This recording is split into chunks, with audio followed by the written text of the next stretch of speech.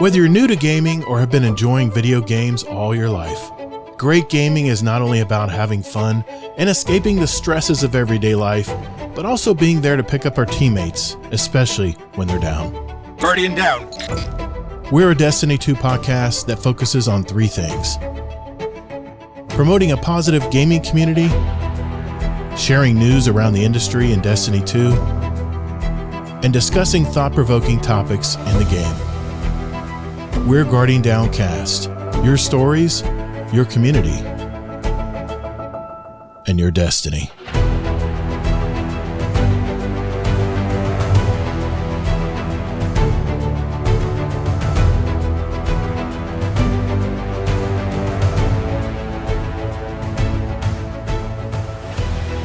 Well, what's up, Guardian? Welcome to episode 318 of Guardian Downcast. I'm your host, Todd the Gator, and I'm a Day One Guardian who loves gaming and especially the Destiny franchise. We're the podcast that's all about your stories, your community, and your destiny. For those of you who may have just discovered our podcast, we're a weekly gaming show with an emphasis on the Destiny franchise. We like to sprinkle in some entertainment and other topics of discussion relating to our hobbies as well from time to time, usually in our roundtable episodes, which, by the way, roundtable episode is next week. So I hope you guys can hang out with us for that. It'll be our live roundtable episode. For you, those of you listening right now on the podcast platforms out there and want to check out our live shows, go to Todd the Gator on YouTube and Twitch. It's TODDTHEGATR. And you can join our live shows every Thursday night, 9 p.m. Eastern Daylight Time. And we'll also have the replay of our show on YouTube and Twitch as well. And of course, if you want to listen to any of our audio editions or episodes of our podcast, you can go to our website, guardiandowncast.com, and listen to any individual episodes whenever you like. This week, I have my co-host from the great state of Utah, Mr. Kingsleymac, back with us again. How you doing, Mike? Hey, really glad to be here. Even though it was a crazy day for me, I am ready to rock and roll. Yeah, man, it's been one of those days, huh? I heard you were talking about it in the chat. It's nothing worth getting into, but I am here and happy to talk. Thank you, man. I appreciate you being here. First, this week, we're going to catch up and see what we've been doing in Edge of Fate and in our lives period for the week. We always do that early in the show. I have one movie review, that we're going to talk about tonight. And also a new streaming show that I just started to watch with actually 3 seasons of it already. But I want to mention it because I just started checking it out, and I think it's a good one. I think they have some Emmy nominations, in fact, this year for their show. As usual, I'm going to report on any pertinent information from this week in Destiny from Bungie, and I've got words. Also, before we leave tonight, I have a fresh topic of the week to share, and hopefully our live chat will also give us some input and feedback as well from this topic of the week. And if there's any questions from our community, and I looked that we do have some tonight, we'll be sure to answer those later in the show. So if you do have a question for us in the chat tonight, head over to our podcast questions channel and enter it, and we'll see it and share, our community feedback with our question of the week also in our Discord. This is a survey we put out every week concerning a specific question that I put out every Monday or Tuesday, depending on how backed up I am for the week. And I'll usually read the results of that little survey and any comments people had as well, as far as anybody giving feedback on that. So, in fact, this week, get out your tinfoil hats. It gets a little out there. It's a little tongue-in-cheek question of the week this time, but I just was curious how people would take it.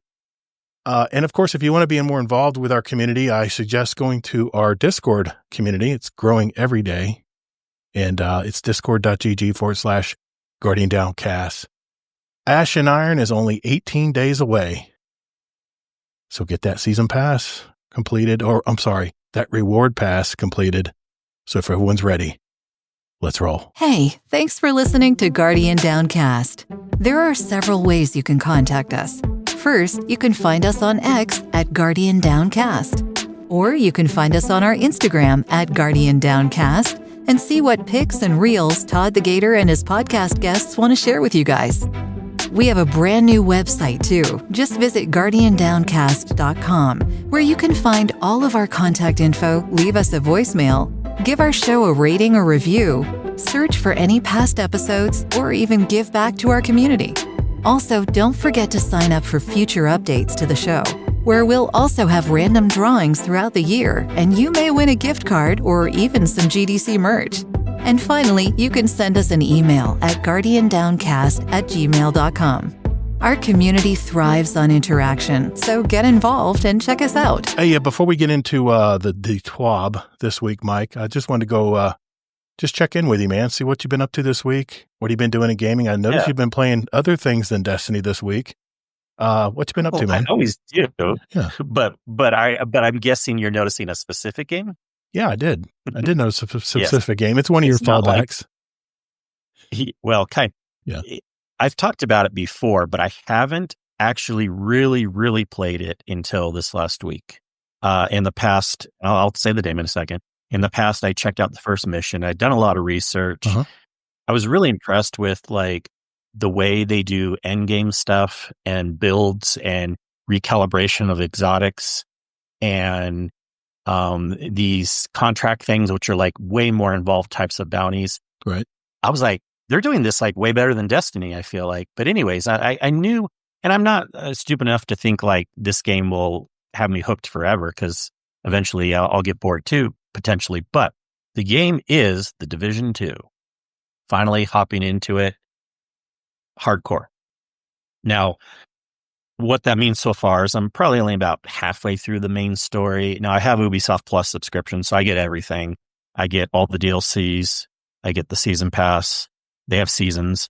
I get everything, and having a lot of fun so far, because this is a looter shooter PvE type shooting game, even though normally I wouldn't necessarily be excited in a military type looking shooting game. The reason why I like this is because it's not really PvP. I mean, they have a very small PvP section of the site that no one plays, no one cares about. But this is truly a PvE looter shooter, MMO type, game with all sorts of stuff. I'm really excited about some of the end game stuff. They supposedly have this 100 level building you go in. I think it's called Descent. That's true, procedurally generated, that you're going through different levels and it's like different on each level. Okay. Doing all sorts of good things. They're in the new season that's coming out in 2 weeks. They're expanding the patrol zone. So like think about free roaming, right? And Destiny has been like this too, especially if you're not in Kepler and Division. The complaint was like, it just seems kind of easy and not, if you want to make it harder or more involved, there's not really a lot to do in the open world patrol zone. Right. But they have a really cool thing coming in the next season update where, from what I understand, and it's really cool too, because people can test the new seasons ahead of time through a public test server, almost like they're beta testing the seasons. Okay. But what's going to happen is you can go to certain areas and patrol, and you don't have to do this. But if you like interact with certain things, it gets to a thing where an enemy faction comes out and tries to fight against you in the patrol area. And you think like, well, what's the big deal? It could be like a mini mission or a public event. Like, no, it's way more involved, where it's like, they're going like all around the map. And if you know like the shortcuts between like buildings and alleyways, it can really be advantageous. So you can like get angles on them and everything. And so it seems like it'll be pretty cool. I don't know, man. This game doesn't have a lot of players, but the funny thing about this game is it's gotten more popularity over time. When they had their latest DLC in March, it had a higher player count than the original release of The Division 2. So it kind of shows you they're doing something right if player count's generally going up with each release versus Destiny. Now player count's going down with a release, but I didn't know they were still updating that game still, to be honest. Oh yeah. Yeah. In fact, I don't remember any of this you're telling me right now when I played. Yeah. And, season, year 8 of The Division 2 is coming out next year, but it'll also be the 10-year anniversary in general of the Division, like the full series. They have a really big year planned next year. There's rumors that Division 3 is going to be coming out down the road. I mean, this is something that is there. Think about like the Warframe guys. Well, I might be a Division 2 guy now. So, it's a side game. Obviously, I'm not going away from Destiny, but it's nice because right now there's a lot of new to me content. Well, that's fun to play. Let me ask you this: since you're playing that again, how's the build crafting on it? I remember the loot was so convoluted last time I played. It was almost like noise. It was just how the loot system was put together. It just seemed very, very confusing how to put builds together for your soldier. Yeah. Has that improved at all, or is it still pretty crazy? Well, I don't know. I mean, the thing about it is, see, you can't, and I can't really understand, although I do a pretty good job of putting myself in other people's shoes. Like Destiny build crafting too can seem very convoluted at first too, if you're not sure what's happening. Well, that's true. I don't know how to answer that. I feel like there's a lot to it, which is good. So I'm excited learning all the systems. They have really good tutorial systems too and lore that's always built into all the menus that also Destiny doesn't have. So you can go in at any point and see tutorial screens again. You can see lore. There's all these pickup things. Like the menus you go through are like really deep if you want it to be. And you can just take your time and just learn everything really slowly if you want. And here's the funny thing, that there's a lot of fun abilities you can have too. Like rather than just have grenades and stuff, you can have like drones that you have, or you can have like little like robots that go out. And I'm finding the drone is pretty powerful so far. So like I'll throw out a drone, tell him which enemies to target onto, and he'll pick shoot them and distract them. And then I can get an angle around somewhere else and then start hitting the people. And it is third person, but the gunplay actually feels pretty strong. Like it's barely a level just below Destiny. It's like very accurate. It feels good. There's not as many weapon types. There's probably about 6 weapon types.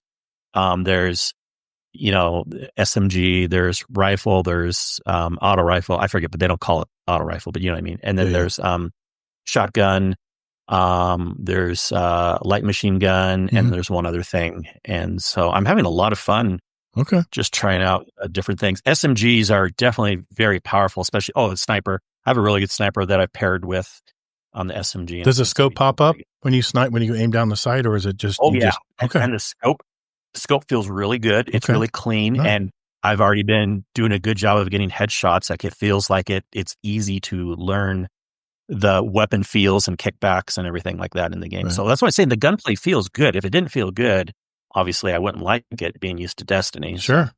Man, that sounds great, man. Dude, it's been what? Probably 7 or 8 years since I played that game. And did you play Division 2 or Division 1? I can't remember.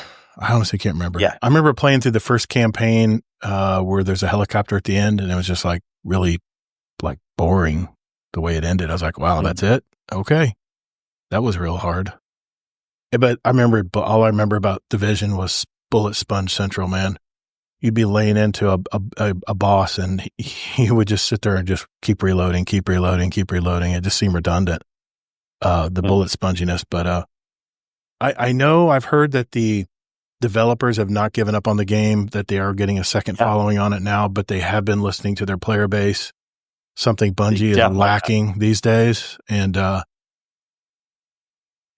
see. We'll see. I'll get into it. But no, what else you been doing, man? That's pretty much it. I mean, I did some raids and stuff this last week, and we have some more coming up.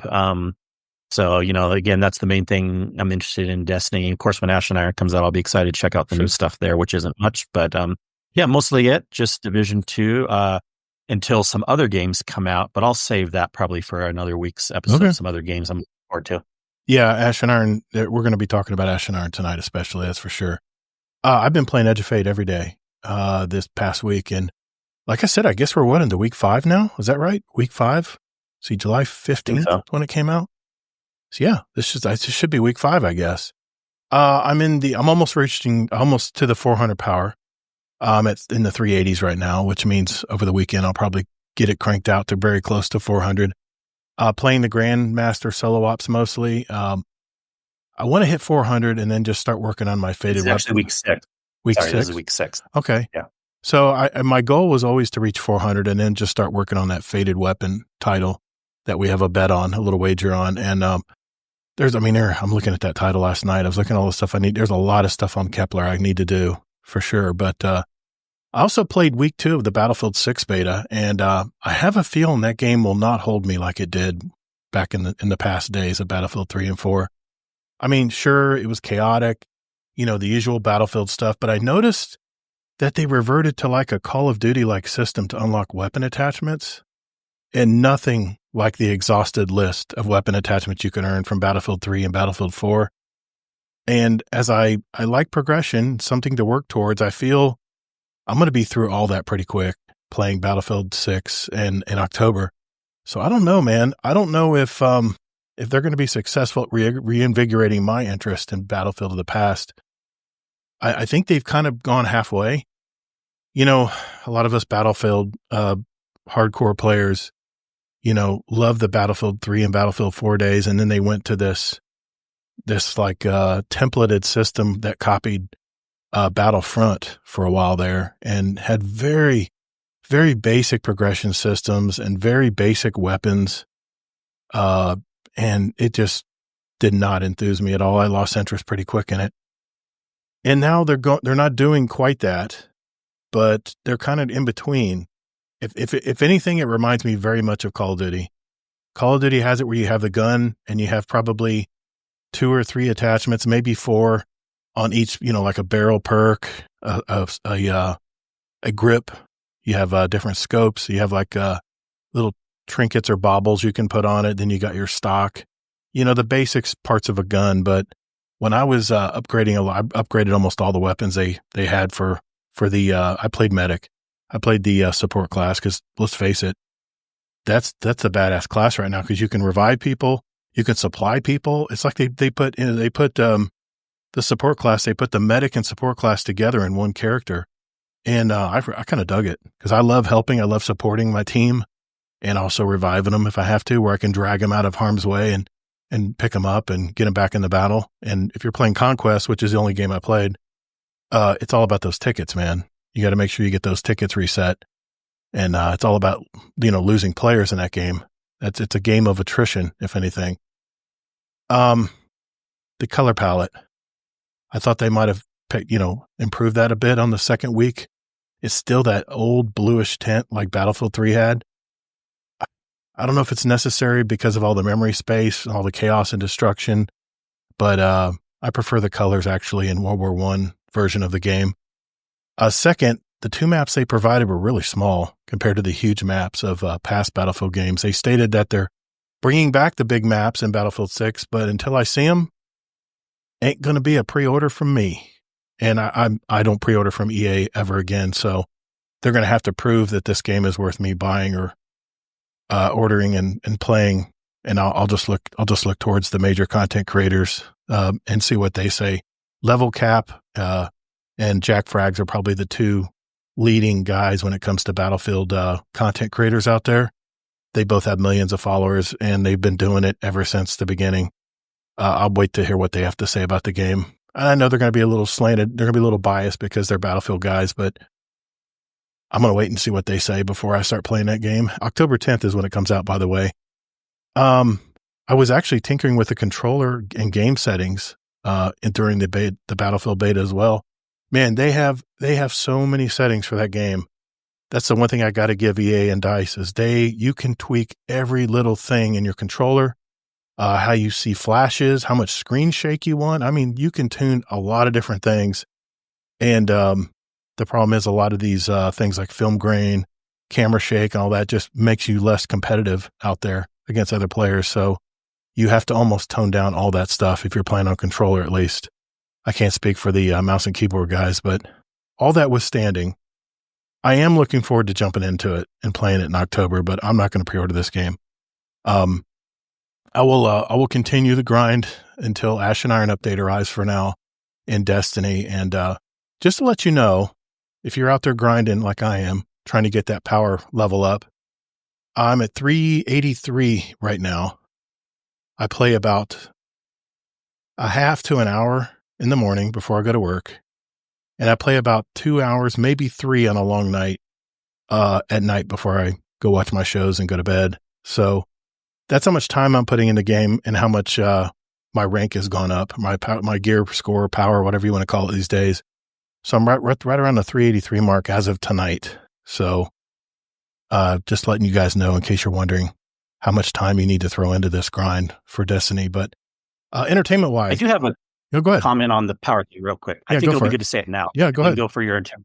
No, go for it. Just because I said it in the Discord, but just because no one else had confirmed it. And maybe some people would be like, we knew this, but like no one was really saying it. Some articles were saying otherwise. So I finally did the test where I got to power level 300. I did not rank up my guardian rank because I wanted to see if it truly was just power, nothing to do with the guardian rank. And as I expected, it is only to do with powers, nothing to do with guardian rank. So as soon as I got to 300, I ran like 4 or 5 activities, and instantly when I was on 300, they were all dropping the tier 3. And then of course the solstice was still going on, and I was dropping tier 4 for solstice stuff. So it is what I expected.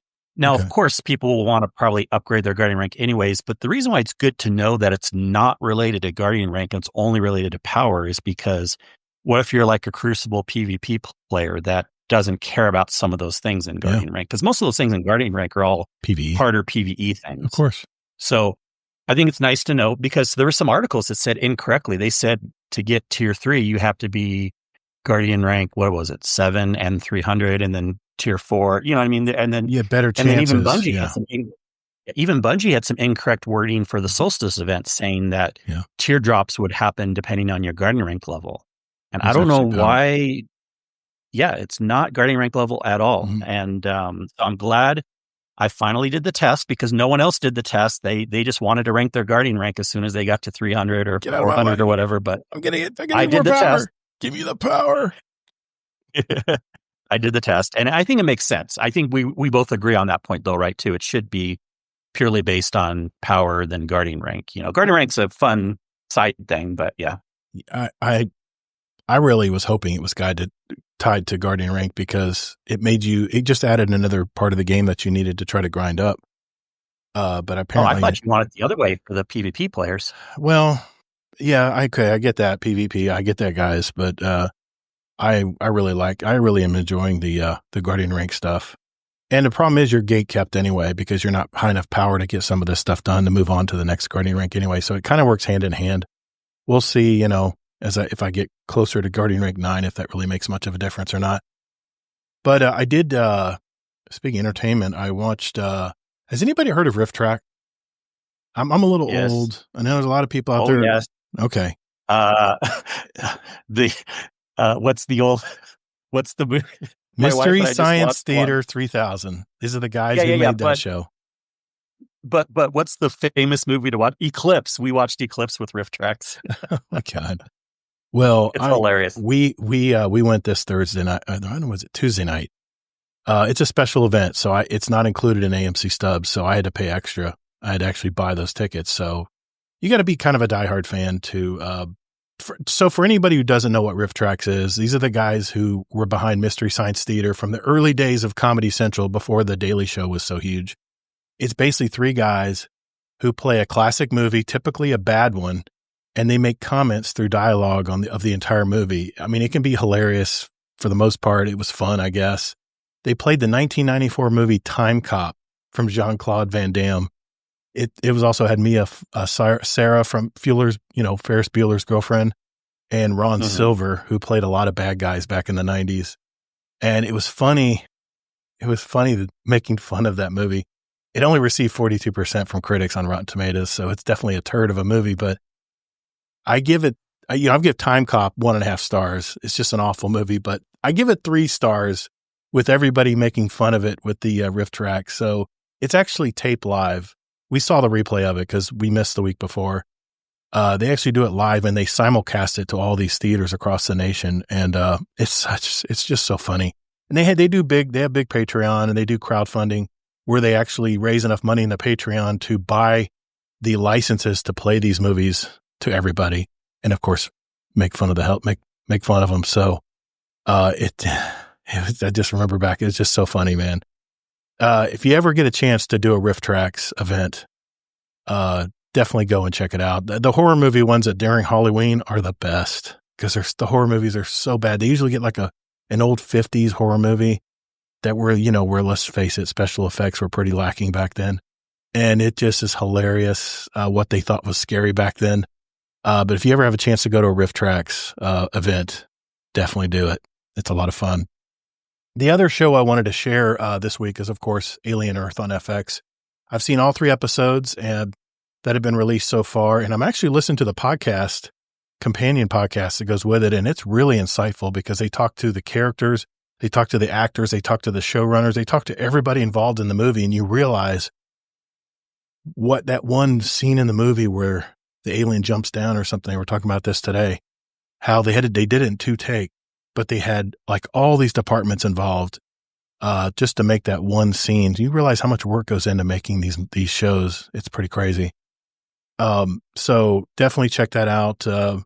The second episode, they contrast the building that the ship crashes into on Earth, that's why it's called Alien Earth. And it kind of shows the different levels of people who have money and who don't, privilege. It also talks about the oligarchies out there, which I think that kind of the billionaires, well, there's trillionaires actually in Alien Earth. So it's pretty crazy how they compare what we deal with today with billionaires and stuff like that in the news.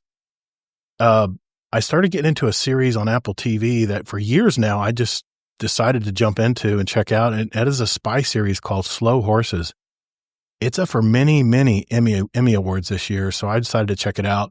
So far, it's been pretty entertaining. It's about an obscure and forgotten department of MI6 in the UK, where they send agents that failed at their assignments or where burnout older agents go and do nothing, it seems. Speaking of burnout old agents, Gary Oldman, which I'm a big fan of his shows, his movies he's done, he's the lead character. Jack Lowden and Kristen Scott Thomas are also very heavy hitters in this series, and I'm just starting to get into it, and I'll report back once I get deeper into it. But there's 3 seasons out, I believe, and I'm only just starting first season. So it got a 98% from Rotten Tomatoes from critics. So maybe check this one out if you're looking for a new series to get into. It's a very much a slow burn at first, so hang in there. It does ramp up nicely as you get a few more episodes in. So I know we got a lot to talk about Destiny-wise tonight. So if you're good, Kingsley, let's just jump right in to This Week in Destiny. Does that sound good? Sounds good. All right. We'll be right back after we get in to This Week in Destiny.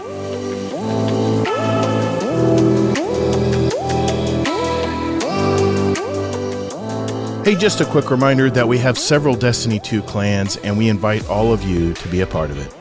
If you're looking for a home to share your Destiny experiences, now would be a great time to jump in and get to know some of these great gamers.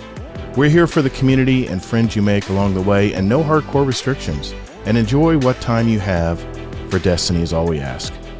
So if you're looking for a clan out there, join our Discord. That's discord.gg/Guardian Downcast, and just reach out to a mod and we'll open the door for you. So join us, and later, Guardian. All right, This Week in Destiny for August 21st, 2025. This Week in Destiny, we're sharing more details about the new content coming to the Desert Perpetual raid, as well as some changes we have planned for the portal in September. Yes. It might look that it's still very far away. Nope. Ashen Iron is dropping on September 9th. That's just a bit over 2 weeks, but let's say we're focused on the present for now. So here's what they're going to talk about. The Desert Perpetual expands soon. This is on July, what? No.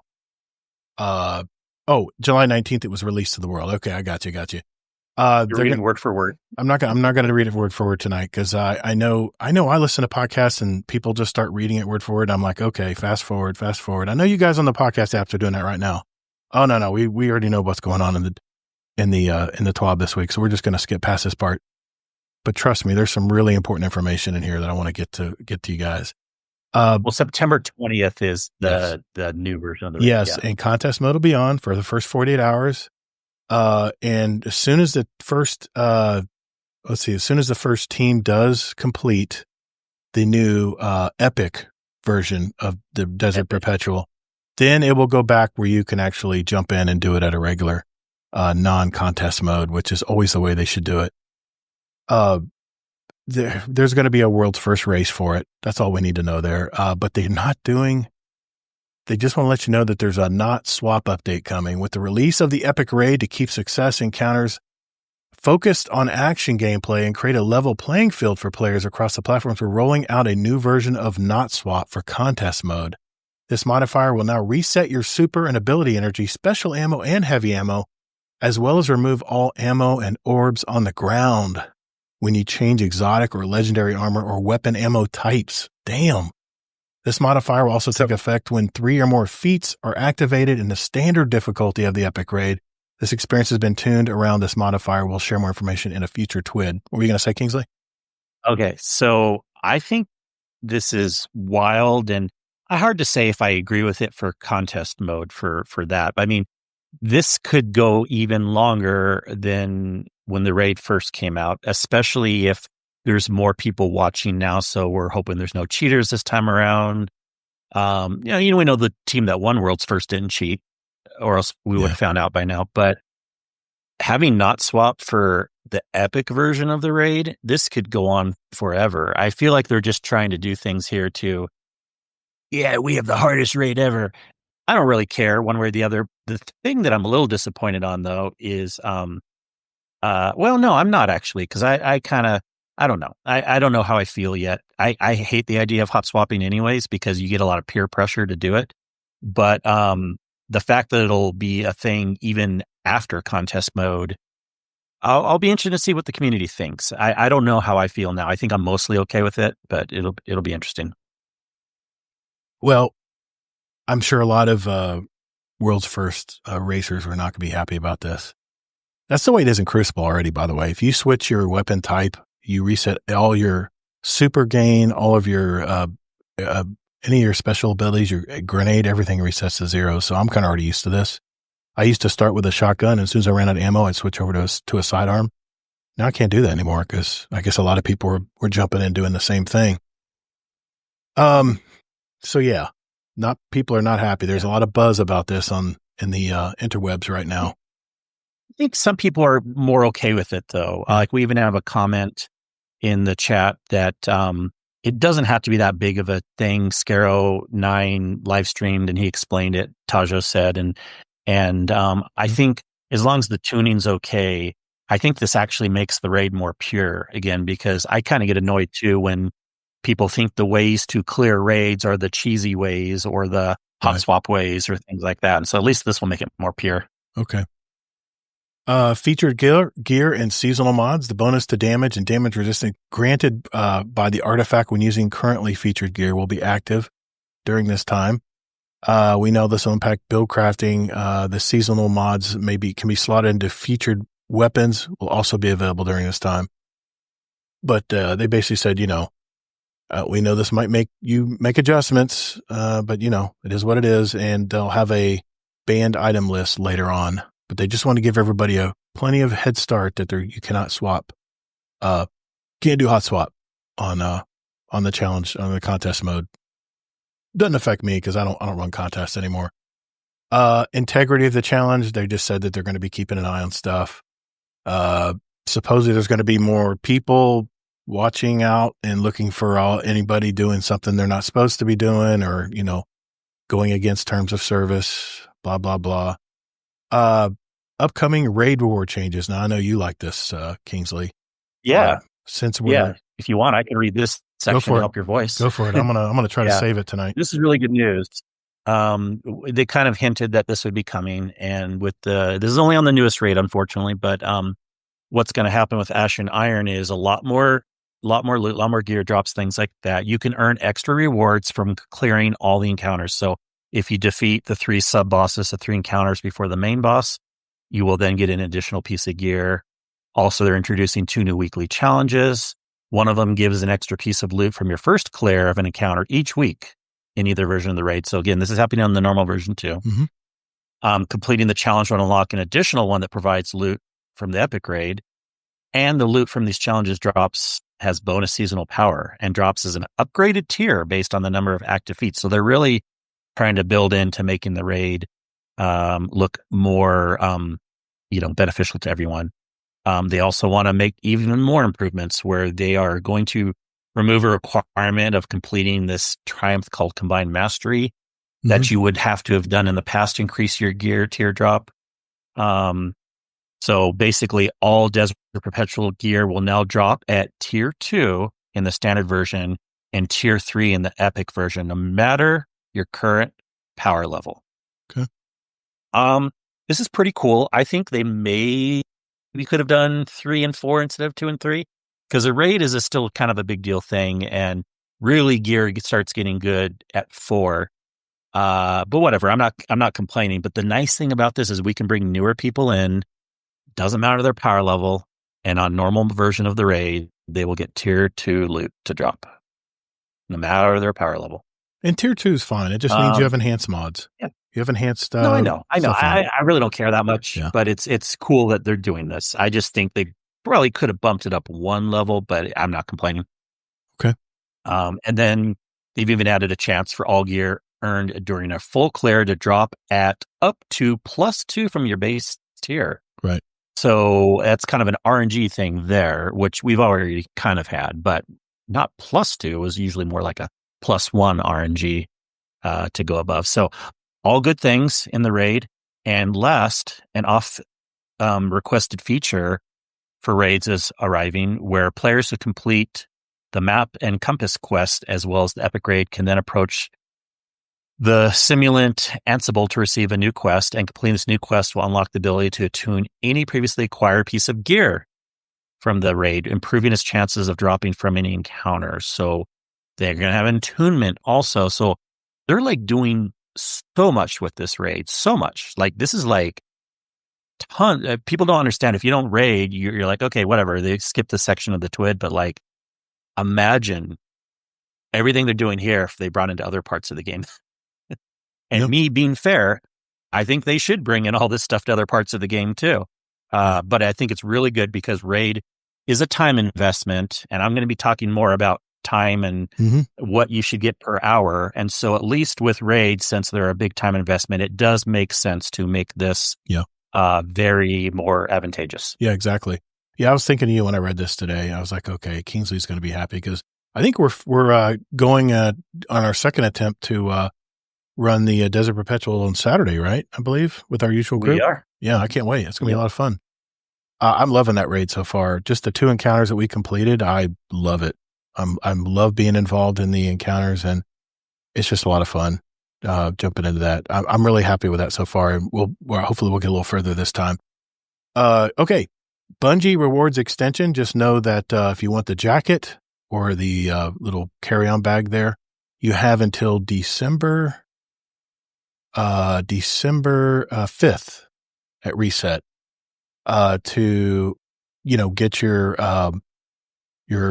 Desert Perpetual Bungie rewards for doing that, completing the raid. So there's the jacket.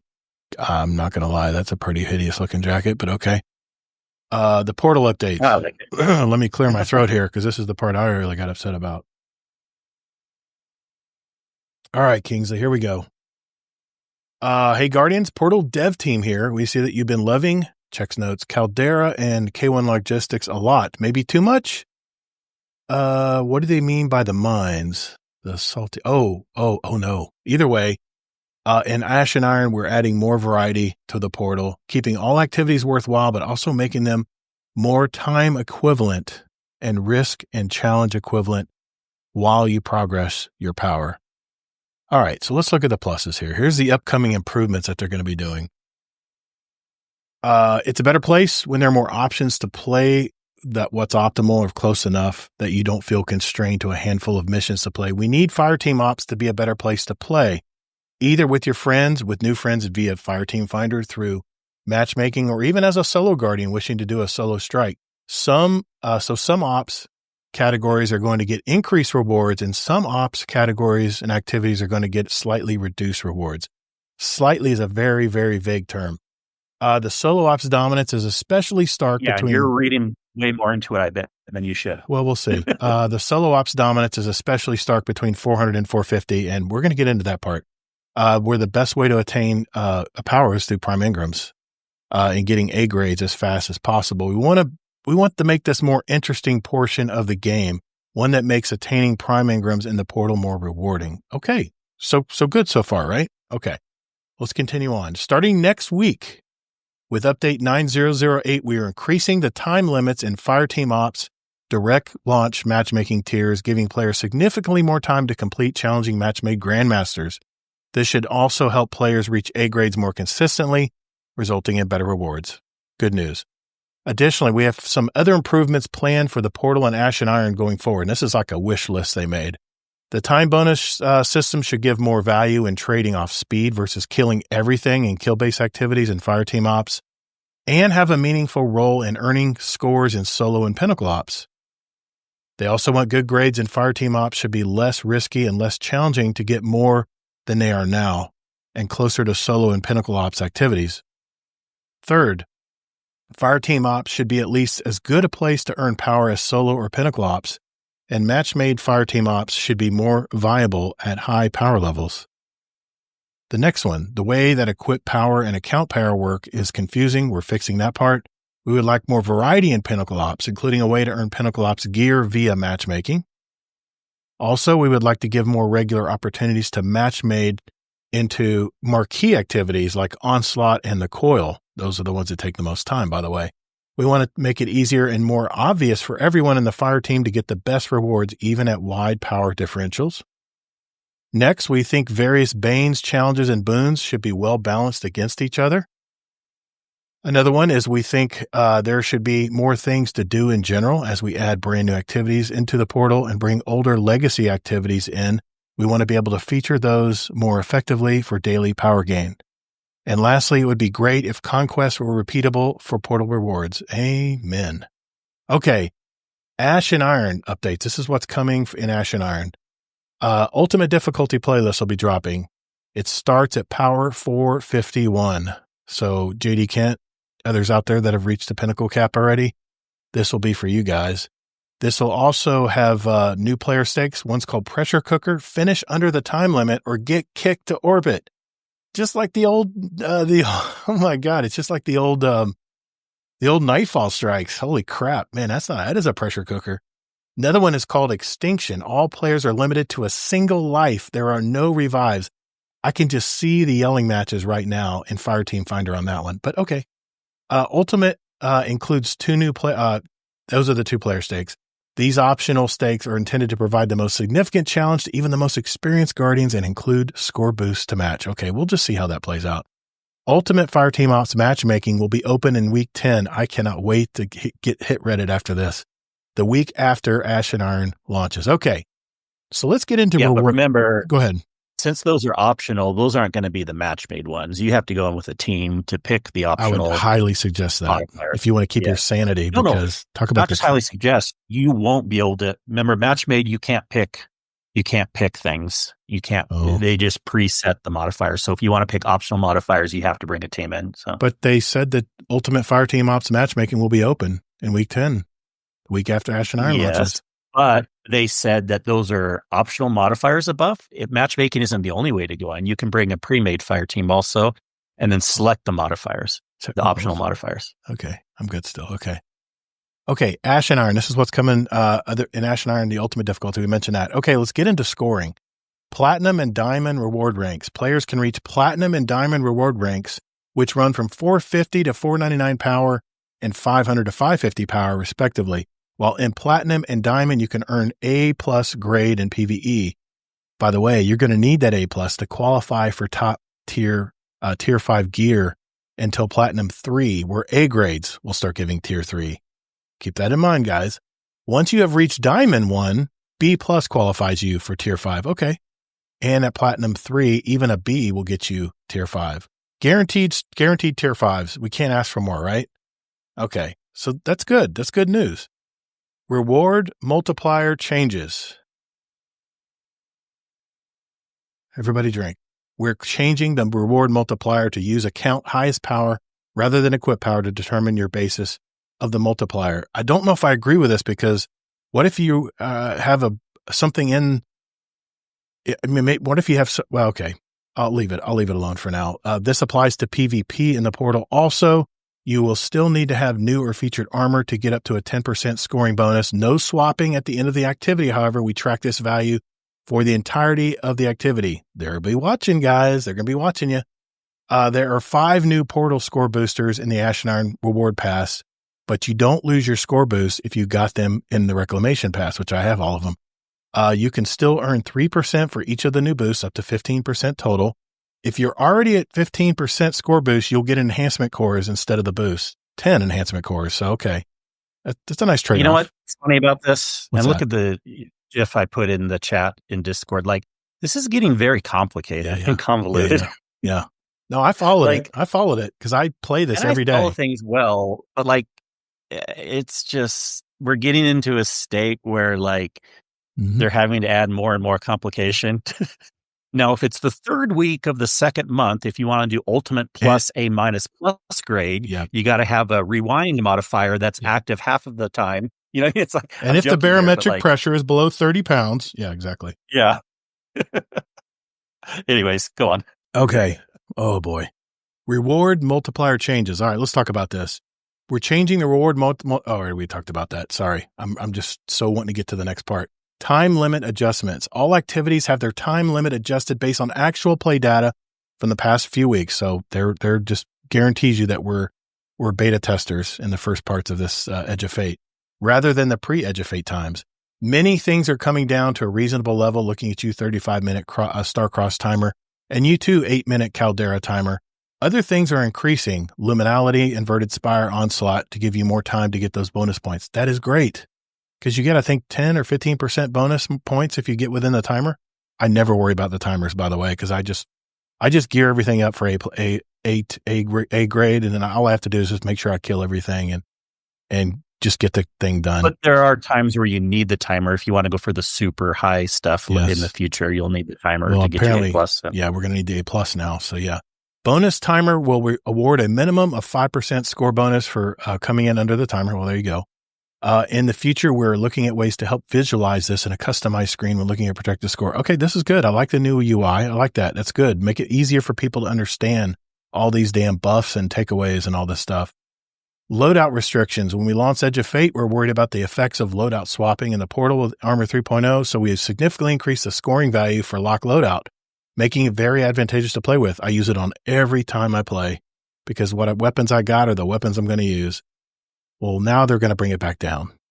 So just let you know, people, I guess, have caught on to that.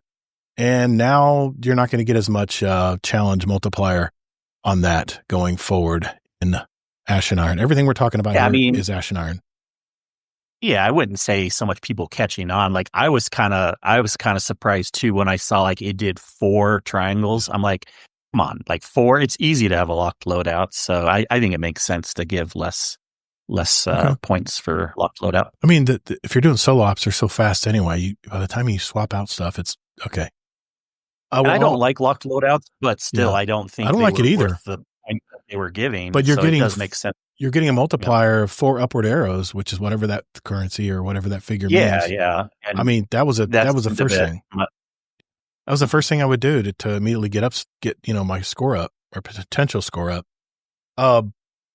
We're also adding a selection of new loadout restrictions modifiers along these, starting with the expert tier.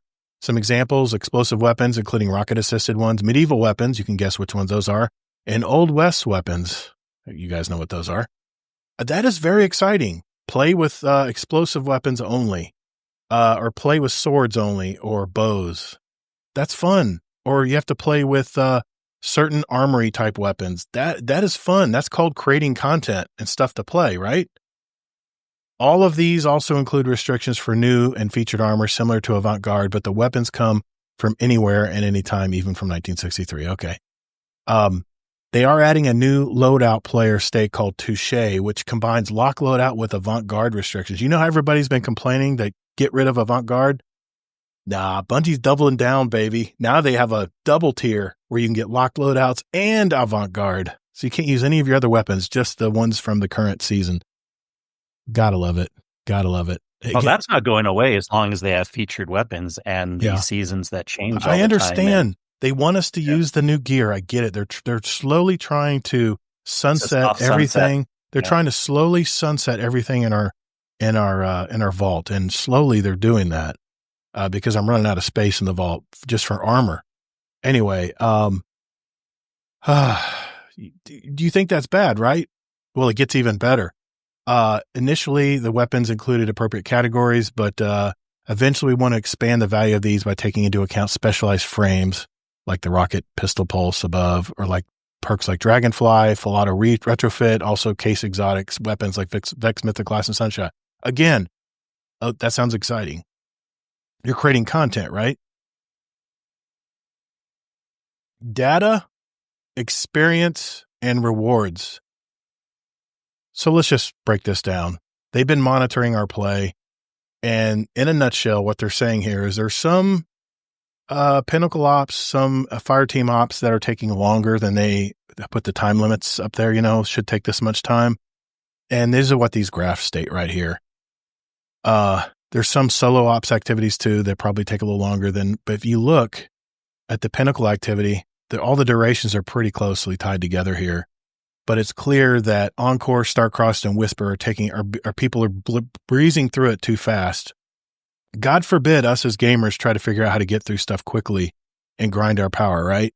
Well, the fun police are here, guys. They're gonna make all of these, as far as reward wise. If you do get them, they're basically shortening the time on them, where you don't have as much variance. So, and right here, the Inverted Spire, Widow's Court, and Luminality are the ones you can see in this graph that have very variable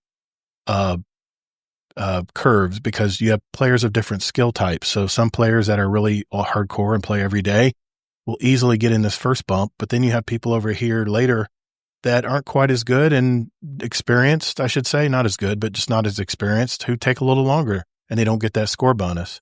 So they're going to basically, in a nutshell, they're increasing the rewards for the extra time. Luminality is increasing to 2. Inverted Spire is also getting increased to 2. And Onslaught, Widow's Court is increased to 4. This is the rewards, the engrams you're going to get. So that's nice. They're adjusting for that, right? Everybody drink. Okay. We'll be moving Onslaught and Crawls to Pinnacle Ops, both to create activities to gain Pinnacle loot from. Okay, we don't need to know any of that. They're going to move things around. Let's just know that. Power and rewards. New weapons and armor are coming to the portal with Ash and Iron. Good news. So there's going to be new gear in each of the portal activity categories.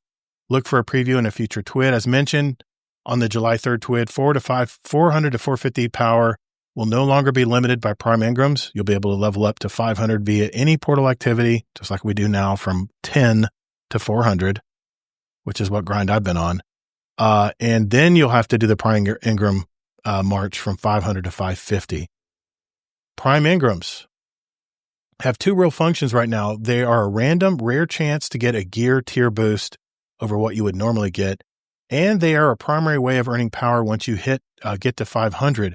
However, because they slide into your loot system without any fanfare, they can sometimes get lost. So starting in Ash and Iron, you're going to have to go to Raoul to turn in these special engrams. So, just like Destiny 1, you'll be able to go by and see what Raoul's got for you. What are you going to get in the engram? What are you going to get this time, right?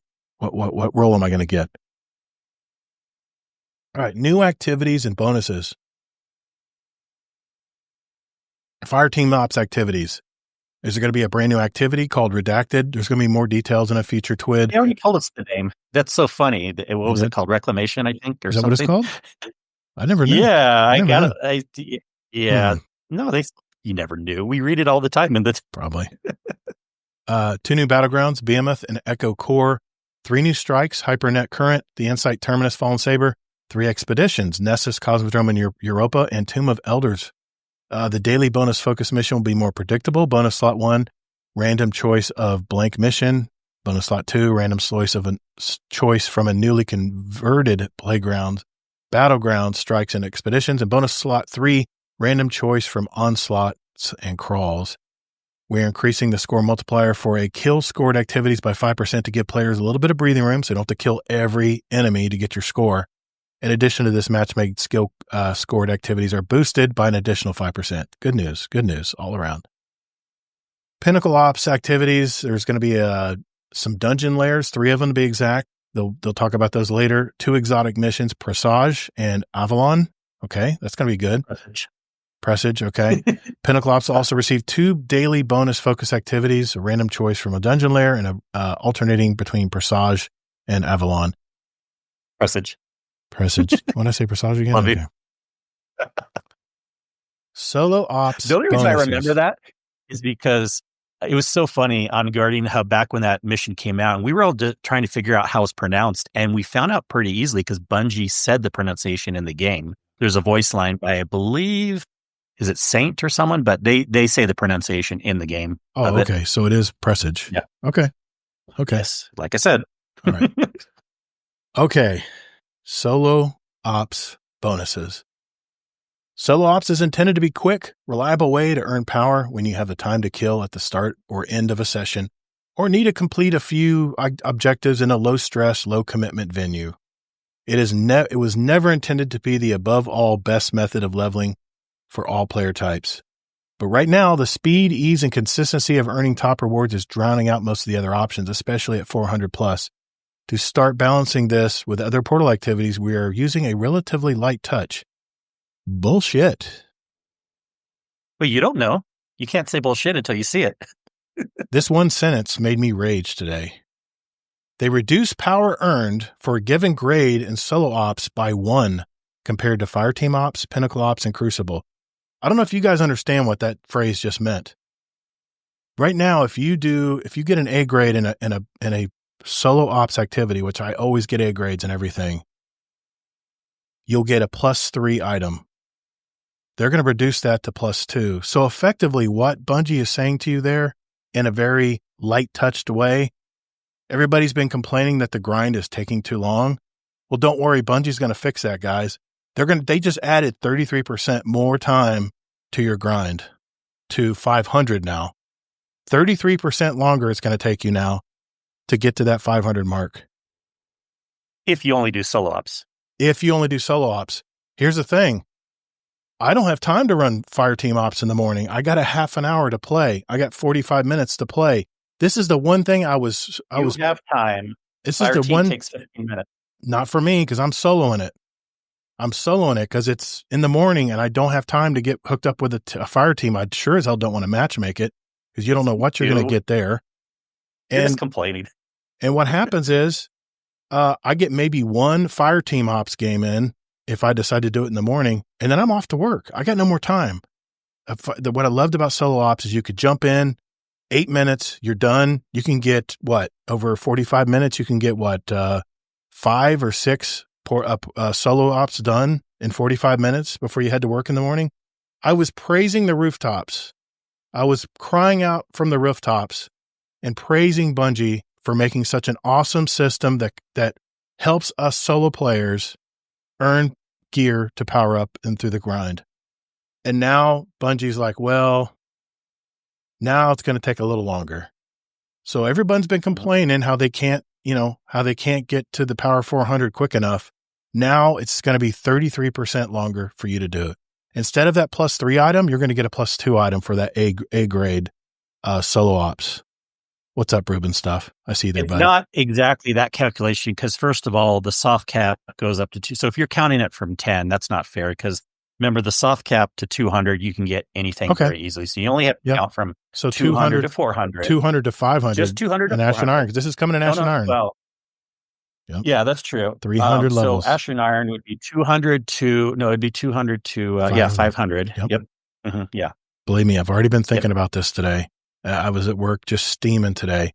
33% longer for us solo players. Think about that. That is a long time. We're going to feel that. And I guarantee you, mark my words, Kingsley, in the middle of Ashen Iron, we're going to have an uprising of solo players that are going to complain. I guarantee you the YouTubers out there are going to be making so many videos about that one statement right there. So, paired with your changes to Fireteam ops, scoring other rewards tuning will need to take further adjustments as needed. Yeah. Totally ridiculous. This is exactly 3 steps forward and 2 steps back. This is typical Bungie stuff. You made something finally for the solo player, and now it's just too hot for you. What is Bungie so worried about? They've created such a grind that I don't even look at any activities to play. Now, if I was Bungie, what I would do here is I would just throw more rewards toward everything else. And then they're doing that too. Well, but the problem is we don't have the time to run Fireteam ops in the morning before we go to work. And I'm not talking for myself here. I know there's a lot of players I'm talking to right now. They're like, well, that hurt. I saw comments in the Destiny chat today that people were saying that TWAB hurt solo players because they briefly stated it. They did not. You notice they talk about, it's one sentence where they talk about how they're going to severely nerf solo ops, and they just moved right on like nothing was different. Now, for those of you who are already at 450, you guys have done all the grinding. God bless you, man. I mean, you guys we're killing it out there. And now for players who don't put the hours in every week and are hoping to get their power up so they can get that precious tier 4 and tier 5 loot, now it's just even more out of reach. Yeah. All right. My turn. Most people wouldn't agree the word severely, even for 33%. But I think that math is a little wrong too when you count the 200 to 500. But also, you keep using the word afraid. They're not afraid, to be fair. They're wanting to have the game. They're not afraid of anything. So you don't need to use that word. They're wanting to have the game in a good state where they want to be fair and have the game in a good state, because imagine how bad it will be if the game gets to a place where everyone's only playing one activity in the whole game. The game would be in a very, very bad state. No, it's real simple, man. As everything, just like how you say they shouldn't have shotguns and stuff be a meta forever, they need to balance and change things back and forth. And these were in an unfair state compared to other things, so they're increasing a little more. You want to have time per hour, a fairness of like how many rewards you get. I agree totally with you. Solo ops take about 5 minutes. Fireteam op takes about 10 minutes, maybe 15. More than that. If you're soloing it, it's going to take you half an hour. Well, you don't need to solo. You're stupid if you're soloing it. You just do the matchmaking. I'm by myself playing in the morning. What else am I going to do? Am I supposed to look for 2 other players in the Discord and play one game and say, okay, see ya, I'm out? No, okay. Do you know how the game works? It auto matchmakes you. Oh, no. I don't do matchmaking. Why not? Because I'll get the kindergartners in there that don't even are going and looking for tablets or something. And I'm like, what the hell, man? We need to get through this. We want to get this time bonus done. And they'll be over here. Or I got to love this part. The idol guardian who sits in the back and just lets everybody else do the work and then runs up at the last minute and gets his doesn't hardly ever happen. I think you just had a couple bad experiences. Like I do the fire team ones a lot, and the matchmaking goes perfect. We get things done. It takes like 10 or 15 minutes. So you should have a certain amount of rewards for a 5-minute activity, a certain amount of rewards for a 10 or 15-minute activity, a certain amount of rewards for raids, and they're fixing that. And if they don't do that, then the game's going to be in a very, very bad state. There's only one solo op. And it wasn't even just solo ops in general. People were only playing one solo op because it was the quickest one. So not only do they need to do this change, but they need to do the changes where certain solo ops give more rewards than other solo ops, to be fair, because it needs to be related to how much time a specific one takes. Well, all I know, Kingsley, is we got Borderlands 4 coming. We got in September during Ash and Iron, just a week later, we've got Battlefield 6, which may not be your game, but it will be mine. We got a lot of games coming down the pike. I don't care about the new Call of Duty, but here's the thing. And Taja, you may think this is a bad argument. No, it's not a bad argument, because what you do in a looter shooter game is you don't penalize people playing the way they want. What you do is you make other forms of the game much more rewarding. And that means letting us do let us do the solo ops in the morning, because that fits our play style. That fits our time that we have to play the game. That gives everyone all different varieties of way to play this game. And then, hey, if I want to spend just one game playing Fireteam Ops, and I know I'm going to get 5 Ingrams, basically the equivalent of me playing 4 of the solo ops, then I'm all for it. I might actually play that one game of Fireteam Ops if I know that I'm going to get 5 or more Ingrams for my time. They're adjusting it up a little bit. Up 1, up 4 in the onslaught missions. They're going 4 on that. Some of them it's working out really great, but they to penalize the solo ops players. This does not make sense. He wasn't even talking about that. He thinks it's silly that you go into the fire team ops solo. Like, I think it's silly too. Dude, what's the one thing I've always said that I love about this new solo ops is the fact I can play a strike by myself. They even mention it in the TWAB. If you want to jump in and do a strike for yourself. I realize if I go try to play Onslaught solo, that's a fool's errand because it's going to take forever to get through all those levels. But if I want to go play a strike on my own, I should be able to do that. You can't barely use that argument against normal fire team ops, how most people play fire team ops. Most people will do the matchmaking for fire team ops. So to be fair, you can't say a fire team op averages 30 minutes. It does not.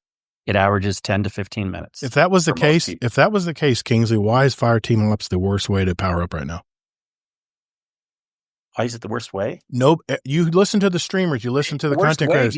They're saying, stay out of fire team ops. Stay out of fire team ops. It's ridiculous. It's terrible. The question. The reason why it's the worst way is because solo ops unfairly gives the same amount of rewards. Well, they're increasing the rewards. I hope it's majorly increased the rewards. But yeah, the thing is they're turning their backs on a lot of solo players out there. You know, the streamers who are playing all day, they want to play fire team ops. But I can see him. I can see Astercross when he's in there playing fire team ops. He's looking at his watch. He's like, man, I could be getting a lot more stuff done, man, right now. Instead of, somebody died. Somebody died again over here. We have to go pick them up. 5 minutes versus 10 minutes for them, and it really is that much of a small difference for the good players when you do a fire team versus a solo. Actually, for them, solo is probably like 3 minutes. They wanted to go from like 10 minutes to 3 minutes. I'm just gonna tell you right now. This may kill my grind. This may kill me grinding this game. Because if I know I got only way I can get very powerful drops from here on out and get more effective leveling means I have to match make it. You just defeated the reason why I like solo ops. I'm not anti-social. It's just I have very limited time in the morning. I know McMaximo, he's a truck driver. He has very weird hours that he jumps on the game. And unless he wants to pull people from Germany or somewhere in the Middle East, he games at the strange times of the day sometimes, and he wants to be able to jump in and play solo ops. That's just two people I'm speaking of. There are a ton of solo players out there that really were happy that there was a solo ops that gave you effective power. Now it's going to take us 33% longer to do the same thing that we've been doing. That's not a good argument either. I played in the middle of the night, and I'm not pulling weird people with fire team ops. Dude, there's a reason. There's a reason I call 1 a.m. on the East Coast the witching hour in Crucible, because you start getting players from the weirdest places. Different. It's matchmaking. For sure, but it's matchmaking.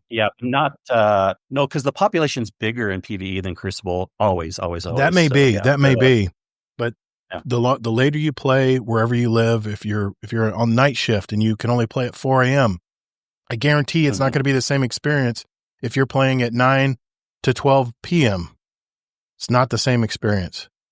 And I'm just saying I just mark my words. I'm telling you, Bungie is going to revert back on this. They're going to revert back if they don't want to lose a shit ton of players, because this is ridiculous. Nerfing solo ops that much. People won't even notice it. They're going to notice only it. People in the community that read the TWID and keep up with things and stuff. I also think, though, even though I think it's the arguments you're making for auto match-made fire team is false, but at the same time, to be fair, if you're going to go into a fire team ops solo, I think you should get more rewards for that also, because it's taking more time. JD Kent, because I'm all about fairness. JD Kent's at 450. He said the problem I had with fire team ops was the other players running through so fast trying to speed run it that they don't get a high enough score. And guess who's tied into that? JD Kent. Now, because of the other people speed running it, not realizing that it's a kill-based score modifier, now he just wasted his time, because the two players he match made with ran through thinking that going through it quickly was how you did it, when the key was killing enemies, killing your champions.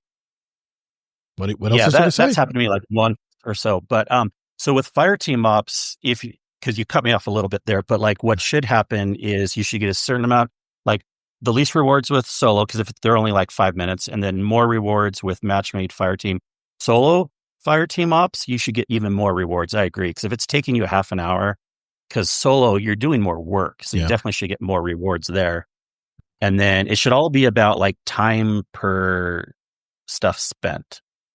Maybe the game just needs to see how hard the activity is and how much time you're spending that gives you rewards, you know, because if you don't want it to be on a fair system of time per rewards, then people will go too far the other way where they say like, okay, let's have a solo op that's 1 minute and get the same amount of rewards. Oh, let's have a solo op that's 30 seconds and get the same amount of rewards, you know? Well, I know I'm giving you leeway here because I know you're not a grinder. I know this isn't your thing. You're just going to go play another game. You don't care about the grind as much. And if something falls, great. If it doesn't, no big deal. But I'm just saying, man, when you start introducing things that you have to matchmake for, you're opening up a whole new can of factors and a whole new can of crap. I'm just saying, it's just a totally different thing. Have you tried the matchmaking? I have. Lately? Yeah, I've tried it. Oh, yeah. I did a few because I had to get stuff for my Guardian rank. I had to do certain activities. Yeah. But like I said, I was even doing matchmaking master activities, and they generally work well. Of course, they're not going to work well every single time. You know, I'm just saying, penalizing people who play in solo ops is not the way to do it, Bungie. What you do is you make other things more attractive because we as gamers will go to what's the most attractive for our time. And yes, you're making some changes here in Ash and Iron, and I also hope that you're adding these things to the portal and not taking away other things. I think there should be a lot more things to do in the portals, no matter what, if it's solo ops, fire team, or whatever. And they're saying they're adding all these things to the portal activities. They need to just continue to keep piling on more and more things. If you put in stuff and then immediately take away other stuff that you're used to playing, what are we doing here? What are we doing here? I want to have a lot of different things that I want to play so I don't get burned out. Not play the same stuff for 6 months during a season and have to wait for the new stuff to come 6 months later. I warned about that a long time ago. Yeah. Are people just finally noticing that now? But and with weapons too, more and more people are going to get upset when the weapons change with the next DLC. You know, they're not the featured weapons anymore. And then when you have to do the conquests that require all new gear only, and then people are used to their weapons that they like, and they're like, oh shit, I got to use the new weapons now. Not the new weapons, but the new weapons. Hey, I understand why they're doing that. I'm okay with that. That's just a way of making sure that you're enjoying the loot that you're earning in the game right now. I totally get that. And other than a heavy weapon, I'm using all the featured stuff. I always use the featured stuff except the heavy weapon because I don't like the machine gun. And I like the Void machine gun, the commemoration, because I use a lot of Void buffs, a lot of Devour and stuff when I play I have a survivability build. Everything I do is about survivability because not only do I want to be brazen where I can run in there and know that I've got, some health coming back when I do finally run toward that boss and kill him. I just want to have that, I just want to have a little bit of options of how I want to play, but I don't know. We'll see. I'm going to keep moving here because I don't want to dwell on one thing. People are probably tired of hearing me complain about it, but this was just a major blow today. This is a major blow. They already have people dropping out of the portal activities because they don't feel like, they're playing Destiny anymore. It's about the mines. It's about grinding the mines. Well, now you're going to be adding the mines and adding on top of that matchmaking. And for a lot of solo players out there, we don't like matchmaking. We want to be able to jump in whenever we want and enjoy the content and get our rewards and get out. Okay, I'm going to leave it alone. I'm going to stop. Let's keep going. Contest update. The Grandmaster Conquest round, out the requirements for the Conqueror title. Those are going to be coming out too to get to Guardian rank 11, which you need to get that. And all conquests will be replayable. Thank the Lord, because I've got a couple blacked out that I did too early, and I know I missed out on some good gear there. Just trying to get Guardian rank stuff done. But you will earn normal scored portal loot though for additional completion. So 3 steps forward, 2 steps back. Future changes. We know the portal needs even more tuning and some things just to take longer to build. Even expect the following on the weeks after Ash and Iron's launch: a scoring tuning pass on all modifiers. We'll see how that works out. Onslaught the Coil. Tomb of Elders will be moving from Fireteam Ops to Pinnacle Ops. They will get their own score bonus slot in Pinnacle Ops. Just like in Fireteam Ops, the featured activity in the slot will get matchmaking. Bonus slot 3 in Fireteam Ops will be replaced by a random choice from the rest of the Fireteam Ops, and a new solo operative score boost in Fireteam and Pinnacle Ops for solo players. There's a shining star right there. If there's one shining star, there's going to be a modifier for those of us who do jump into Fireteam Ops as solo players. We'll see what that adds. And I like solo Well, there operators. was lots of shining stars in this 12. There was like 10 good things you said before you got to the thing you didn't like. Well, like I said, 3 steps forward, 2 steps back. It's an improvement, yes, but there's been a lot of damage that's been done today. The launch of Renegades Season 1, Lawless, will feature even more improvements and tuning to the portal, plus bunches of other exciting changes. We'll be back to talk more about those very soon. They have something called the Seasonal Archive, which will be right next to the Monument of Lost Light, where you can get your old exotics, from past stuff. This is pretty cool. I like what they're doing here. It's basically a place where you can go and get all of your past cosmetics, your ornaments, your armor ornaments and stuff that maybe you forgot to pick up from past seasons that you played, or if you didn't play a season and you want to get some cool ornaments, they've got a way you can earn a currency here where you can actually buy some of the pieces. Doesn't take money, and if you played all the seasons, this is all free to you guys. This is just a way for you to come in here and get some of your archived ornaments, from a lot of ornaments, either for your weapons or your armor. And I think there's some other stuff in here too. Would they give an example here? I think, yeah. If you get this you're going to give you some currency to start with, and if you're not going to use this currency, then you can use it to buy stuff in the store here. Extra shaders, some emotes, some exotic emotes, maybe even some catalysts and stuff. So that's good for us that have played every season from here, probably 10 years ago or whenever they started seasons. We'll be able to use the currency here to get some other things as well. Yeah, this is so cool. You know why it's so good? Yeah, why? I had to make a comment about this because this is something that we've been doing with the Wayback Machine indirectly with the API. Mm-hmm. And the smartest thing a company can do is see what third-party people are doing through APIs and then integrate that directly into their system. And so they saw that a lot of people had reasons to get old stuff from the season passes that they didn't get. So Bungie was brilliant adding this into the game. This is very good. And nothing but pluses here for sure. That was an example of the actual, the chronologues is the currency you get. This is an example of the seasonal archive. But if you have all this currency that you're earning and you don't need it because you've got all the stuff like I do, then you can get it for some nice items here. And I'm telling you, I like the fact that they're giving harmonizers here because there's a lot of weapon frames that I still need to get from weapons I have in my vault. I need some Spoils of Conquest too, but that's beside the point. But you can buy them here as well. I like this. This is very good for us that are us, players who've been here a long time and have all that stuff already. But it's very cool for new or returning Guardians who missed some seasons. Mayhem is going to be in the playlist starting tomorrow. Starting next week. Trials of Osiris tomorrow will be Cirrus, I believe, Cirrus Plaza. So jump in there. I've heard that actually losing in Trials gets you some really good gear. So I don't know, maybe check into that. I might test it just to see how it works. But that's something everyone should know. Known issues list, player support report. I do have a few things here I wanted to mention. I know I usually say shit's broken, but the class armor stat is scaling in increments instead of per point. That is big.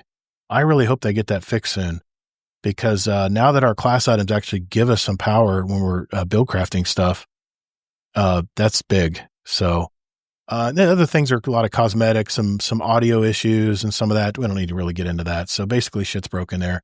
We have our artist of the week, and man, I have dreams about this stupid new enemy.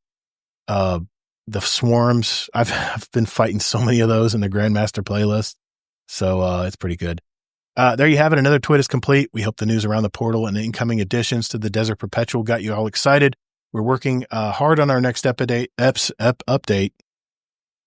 Mouth not work, as well as Renegade. So the systems we implemented with the Edge of Fate keep growing and working better.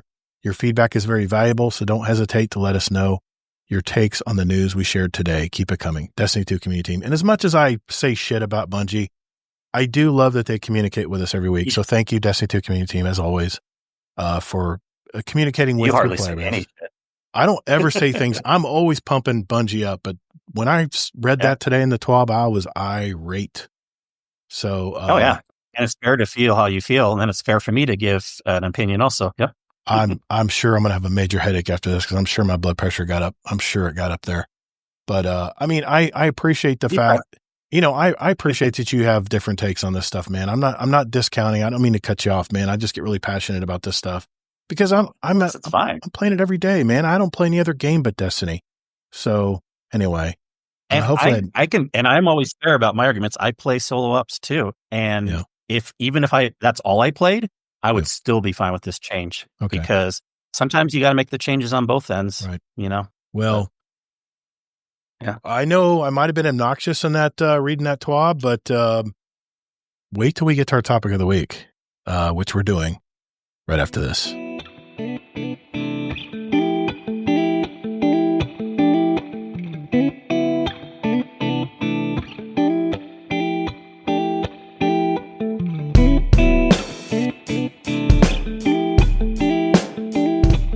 Howdy folks, this is MC Squared and you're listening to Guardian Downcast.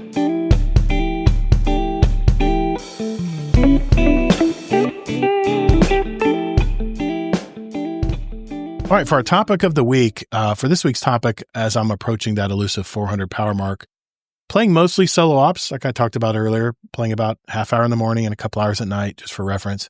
I was scouring YouTube this week and I ran into a video from Jixer Clyde. I don't know if you know this guy. He's an older dude like me. He loves helping others, especially in raids. I used to sub to his Twitch channel a long time ago, and we had some good conversations with him in chat. He came from a construction work like I did, by the way. He owned a construction company, and now is a popular Destiny streamer today. I'm sure most of you guys know who I'm talking about. He's all about speeding up the grind to be able to jump right into high-level activities like raids, and he's very, very helpful. He's helped so many people get through raids and stuff. He's genuinely a very good Sherpa. He released a video this week that had was talking about how we grind to reach that pinnacle 450 number. He talked with several of his community members that have already reached 450 as to what great rewards are you going to get once you reach that pinnacle cap? Because that's why I grind, right? I mean, my idea was get to 450 or 400 to 450 and then just sit back and then start enjoying all this tier 4 and tier 5 loot, right? Just everything I do is going to get tier 4 and tier 5 loot. Well, what I heard was very shocking. There's several things that I did not realize, and I wanted to make sure I shared those with you guys tonight. And Kingsley, I certainly want your take on this as well, but I'm just going to go through a few of them here. And Kingsley, just stop and stop me whenever you want to jump in. Okay, man? Sounds good. Number 1, Kepler drops. Everything in Kepler, regardless if you're over 300 power or what, will drop at 300. If you do get a nice 300 drop, has a really good roll from RNG, it's going to cost you 11,381 unstable cores to infuse a 300 piece to 450. I have about 98,000 of those unstable cores currently. And he mentioned that it cost him about 300,000 unstable cores for each of his other characters. Whoa, that is a lot of unstable cores. I don't know if I'm going to ever have that many. Secondly, the siege activity, which I haven't played yet. You will get tier 5 drops if you're at 450 power, but they only fall at 300 power. And remember, you're at a negative 15 delta, by the way. So even though you're playing that delta against your own self, you're only getting 300 power gear. I was just curious for you guys who are 450 power. They keep talking about a loot cave on Kepler. Does anyone know where this is? I've just been buried in solo ops. I think it's when you first go down to the right, it's and I could be wrong, but this is the one I saw Astros doing. It's in that building down to the right where, remind me, Tajo, you're in the chat where you do the little mechanic where there's Vex and then there's like a Vex boss. No, it's not that one. Okay. Anyways, but while we're figuring out that on the thing so far, I do think it's a little odd that Kepler only drops 300. Yeah. In some ways, it makes sense because it's not. Is it in the portal? I mean, it kind of is, but not technically. It's not like listed in those. It's not like, even though it's on like the portal screen, it's not listed as like a solo op or a fire team op or whatever. But it's kind of sad because it is a new thing. And the fact that they couldn't do higher drops in Kepler does seem a little odd to me. I just thought I was flabbergasted. I think things should drop at your power. I already knew that. At least at your power level, at least, because you've earned it. You've busted your ass to get to 450, and that is not easy, guys. You know how many pinnacle gear drops? to get for That could have just 400. been a misstep, like they didn't plan that good enough or something. I Maybe not. I mean, you think, yeah. I under the staircase where you load in. Thank you, JD Kent. Thank you, JD Kent. That's he's one of our 450 players. It's just ridiculous. You should always, once you're at a certain power level, everything should drop at that power level, unless it's from like, even a seasonal reward loot should be at power. I mean, but if you're getting like basic stuff, if you're running patrols and you're getting gear out of, high value target drops, understandable. That should be at 200, right? I totally get that part. No, I would even say but that could be at level. But if you're, well, think about it. If it was a level, people play more of this game. Imagine that. What I'm saying maybe is, one minus. You're on the new world. You're playing the new activities. I'm going to be sitting there in Kepler grinding out all of these triumphs that I got to get done to get this new title, Fated Weapon, and to have everything drop at 300. I'm not going to have enough. I'll just tell you right now, I'm not going to have enough unstable cores to power up all my gear that I want. So I don't know what I'll do with it. I guess I'll just throw it away. If it's a really good roll, maybe just hide it for another day, but there's a problem with that. My vault's already at 689 of 700. So then I got to start deleting weapons that I know I love to play and use in the Crucible, which means I got to start making choices, Anyway, another one. Trials at 450. You can lose games and get tier 5 gears. Win streaks at the Lighthouse were dropping tier 3 and tier 4 loot. But a good source right now for 450 players. So that's the one highlight. If you don't like to play Crucible, too bad, because Trials and Comp right now is what I'm hearing is where you're getting a lot of good tier 5 gear, which is great. That's the reason we all bust our butt to get to 450 is to start raining that loot, right? So we can start build crafting some really badass builds. That was my goal the whole time when I'm grinding all this power. But I've heard the way to power up beyond 400, we all know is Pinnacle Engrams, and it's very slow getting them. I've heard people say they get 3 out of 20 runs. So what I'm gonna do once I hit 400, I'm gonna play the Kepler activities, working towards my title between now and Ash and Iron, and I'm hopefully gonna get some of those Pinnacle drops. But I heard there's a problem; it only drops at 300 loot. So forget that plan. So I guess I'm just gonna be doing busy work and just forget about my 400 power for now, I guess. Well, you should, this close to Ash and Iron, you should forget anyways, because it's going to be upping soon. But yeah.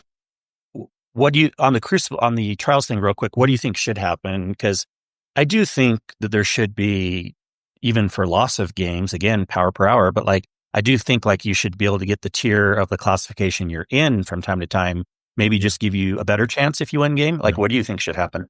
I misspoke. It is Prime Engrams, not Pinnacle. If I keep saying Pinnacle Engrams, I mean Prime Engrams. Sorry. Thanks for telling me that, Tajo. I think absolutely, if you're 400 or higher power and you make it to the Lighthouse, you should get tier 5 gear. I got spoiled because I was getting tier 4 and a little bit of tier 5 stuff during Solstice. And now that's just like the floodgates switch has been turned off. It's back to the grind now. Well, they weren't saying no one was getting tier 5, but I think they were giving a couple examples because I watched the video. Yeah. I mean, you will get tier 5 with wins sometimes also. Sometimes. Are you just saying it's not absolute? Well, you won't, it's not absolute. And it's not absolute for losses either. So we don't want people that's very true. That's very true. Yeah. But I remember 2 very high level players were playing Trials one weekend with Astrocross, and Astrocross was already at 425 or something. And it was really sucked because they went to the Lighthouse and all of the other 2 guys, which weren't quite that power, they were probably at, 300, 320 or something, were getting tier 3 loot. And Astrocross, which let's face it, they pretty much carried him. I mean, he's a good player.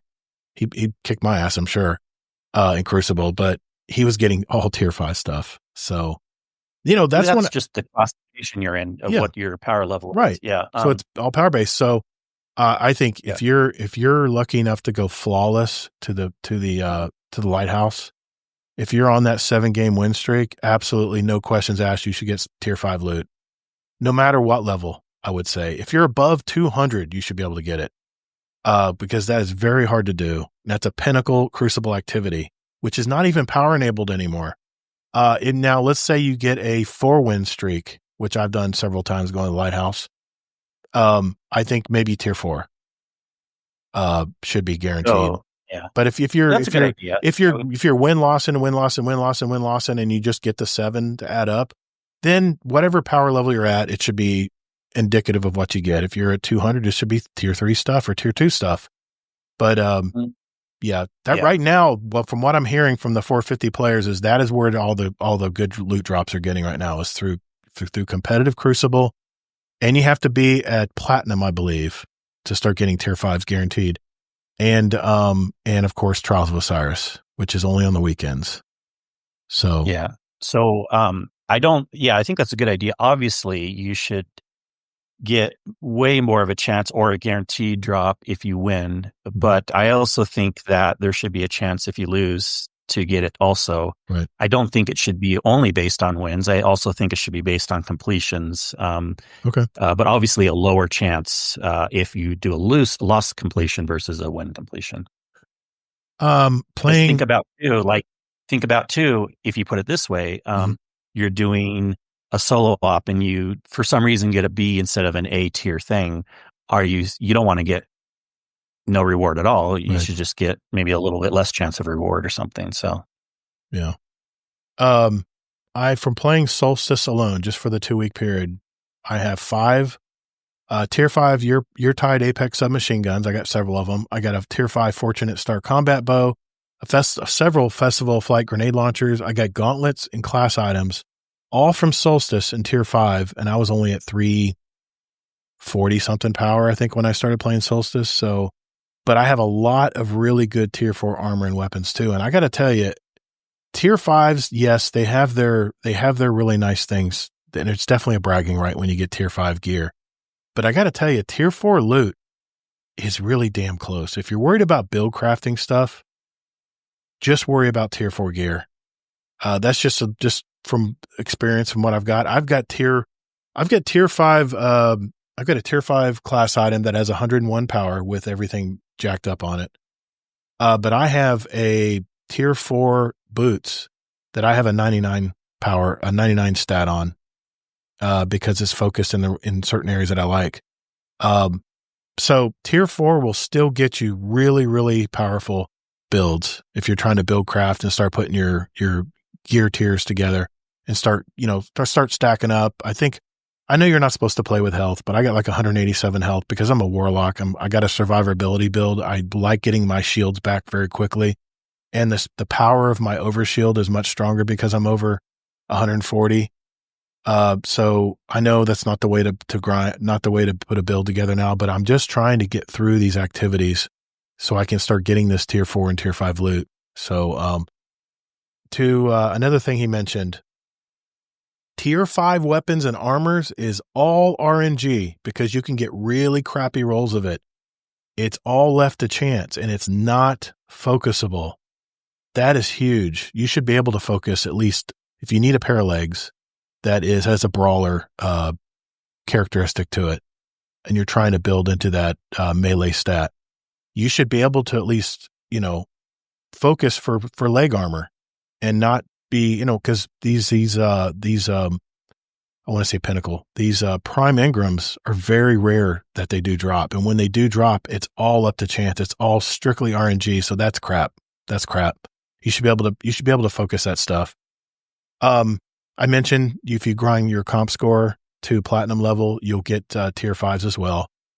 But here's the thing I wanted to mention, and it's probably we already probably know this now that we went over the TWAB. Do not, for those of you out there grinding right now that aren't at 450, do not grind past 400, because as soon as Ashen Iron drops, you'll be able to easily go from 400, I say easily in quotes, easily go from 400 to 500 with progress like you were under 400. So why grind past 400 before Ashen Iron, which is exactly what I just mentioned I'm not going to do. Now, I've been hearing about prime drops not falling, but every 15 or higher rounds once after 400. So I'm not going to worry about 400 to 450 right now until Ashen Iron drops. Another thing I'm looking forward to also is Iron Banner will be coming with the new Ashen Iron. And I'm sure they're going to offer ways for us to get tier 5 gear in that as well. I'm just curious to see what power levels are going to start offering tier 5 gear. Because if you remember, Iron Banner only lasts for 1 week now. And it's probably going to have one of those home bays, like the events, like the solstice and like the heavy metal coming up next week. And the weapon, the weapon week, whatever. What's it? Arms Week. Arms Week. Thank you. The Arms Week. It'll probably be in the same. I have a feeling that's why they've delayed Iron Banner, because they're going to have it in that own thing where you can earn rewards, separately. But it's only going to be a 1 week event, I'm pretty sure, unless they state differently soon. So that might be another source for tier 5 if you already have, 400 plus power. But like I mentioned earlier, vault space is going to be a big problem, because as you're gathering all this tier 4 and tier 5 armor, you got to have a place to put it. And like I said, I think maybe they're talking about in Renegades that they're going to increase the size of our vaults, which probably will be too little too late. So that's another concern once you hit 450 and you start getting random drops and stuff from your prime engrams. I don't know how they're going to do that as well. One thing they did say as well, this is just community members that are giving them feedback from what they've observed so far grinding to 450. Once you reach 450, it's still not efficient to play with others. So what are they? I guess they're supposed to go back to solo ops to start hoping that they get tier 5 gear, I guess. Is that the only way they can get tier 5 gear? You know what? When I imagine, and I was even singing the praises of Bungie that, hey, you want that tier 5 armor? Just get to 450. Just get to 450. Once you get to 450, the loot's going to be raining from above. You're going to be getting all this tier 5. You ain't going to know what to do with it. But it sounds to me from this video I watched from Jixer Clyde and talking to his community members that Bungie is not rewarding people that have reached the pinnacle caps. Not like I thought they would. And just like they are nerfing solo ops in Ash and Iron, I don't know, like I said, I don't know what they're afraid of, that people will get too much tier 5 loot. What are they going to go away and not play the game? No, they're going to build craft really cool stuff in the game. I just don't understand why Bungie sets this premise to get to this golden ring. And once you grab the golden ring, it's not exactly what you thought. And you have any thoughts on this, Kingsley? I think I know what happened there. I think that actually was maybe a bug. Now, I don't know for sure, but here's why I think it might be, because it was supposed to be, they never said it was going to be raining loot, but of course that's the assumption once you get to 450. But we did know for sure that the grind was going to be a lot lower between 4 to 450. And then also Bungie had programmed into Ash and Iron that the grind was going to go up to 550. So I'm guessing what happened was they had a bug where 450 was the same as 449, if that makes sense, right? It's just dropping the lower amounts. This will, of course, be fixed when Ash and Iron comes out, and hopefully 550 will be fixed too, so it'll actually drop. I hope it's just a bug, because that's my theory. When after I listened to this video from his community members, I'm like, I was deflated. I'm like, why am I killing myself to grind? Why? Well, I mean, when this is what they're running into, this is the life of a 450 grinder, is waiting, just the inefficiency of and the lack of what's the word am I thinking? Constant or consistent loot that you should be getting because you reach 450. That should be a bragging right. You should be getting all kinds of loot in tier 5. It shouldn't be a question. You should just be automatically getting tier 5 loot. Yeah, I mean, it makes sense. That I'm sure that was probably a bug. We'll maybe hear more, but the fact that they didn't even mention that in the TWID also is actually kind of good news, because if they were going to draw a hard line on that one, then they might have mentioned it in the TWID. Right. So okay. I think we'll be past this, come September 9th. And then let's just hope that 550 will be different than 549, where right now 450 is the same as 449. Okay. I just wanted to let people out there know, and I'm sure JD Kent and Tajo Trade, a lot of our players that already reached that 450 mark, I'm preaching the choir here, but just take your time, guys. Don't kill yourself out there to get to that 450 mark. Just have fun. Play what you want to play. Play solo ops before it gets majorly nerfed, I guess, before next week, or I guess Ash and Iron is when it comes out. Hopefully it'll give us a couple weeks. Less than 33% nerf. Somewhere around 33%, give or take a few percent. But that's big. Yeah. That's big. Yeah, and I agree. Like the thing that there's a lot of people just need to be relaxed. Like it's okay to have goals and grind and stuff, but there's still a lot of situations where people getting in that they think they have to grind to that level. You don't. If you really want to and you have that as a goal, great. But there's a lot of times where people might feel peer pressure, or they might feel like they need to, or else they won't enjoy the game. And then if they do it too fast or in a way that's not fun, right, it might actually backfire and they might actually burn out and start hating the game. So definitely take it at your pace. Like that's why I know I don't need to grind, because I'm not going to enjoy that. But I've seen too many people that have actually left the game because they thought they liked that and then they got burnt out or something. Okay. I did have a goal to get, so I was going to be fine in the 200s. Here's a perfect example. And I was kind of like floating around 260, 280. Mm-hmm. But then no one was doing that 300 test. So I had a goal. I made a personal goal to get to 300. It was slightly painful for me. I didn't have that much fun, right, but it was still kind of fun because then I was able to report on that data. Yeah. Now that I'm at 300, I do not care in the slightest to grind at all. I'm just going to chill at 300. Obviously I'll be doing the new Ash and Iron reclamation activity, all that new stuff. And I'll, of course, go up some just naturally. Mm-hmm. It's not like I won't be going up, but I won't be grinding either. And I'm happy with that. Okay. I've said my piece. Like I said, I thought that video was very good. Letting us know it was pretty good. What's actually going to be there once you hit 450, and it's not what you thought, guys. It's not what you thought. So, and hopefully temporary and a bug. Exactly. Hopefully it is a bug. Hopefully won't be talking about this in the future. I want to transition to a story that you had, Kingsley, about speaking of grind and the enthusiasm to play Destiny game. It was just mentioned that Destiny Rising just hit 10 million pre-registered players.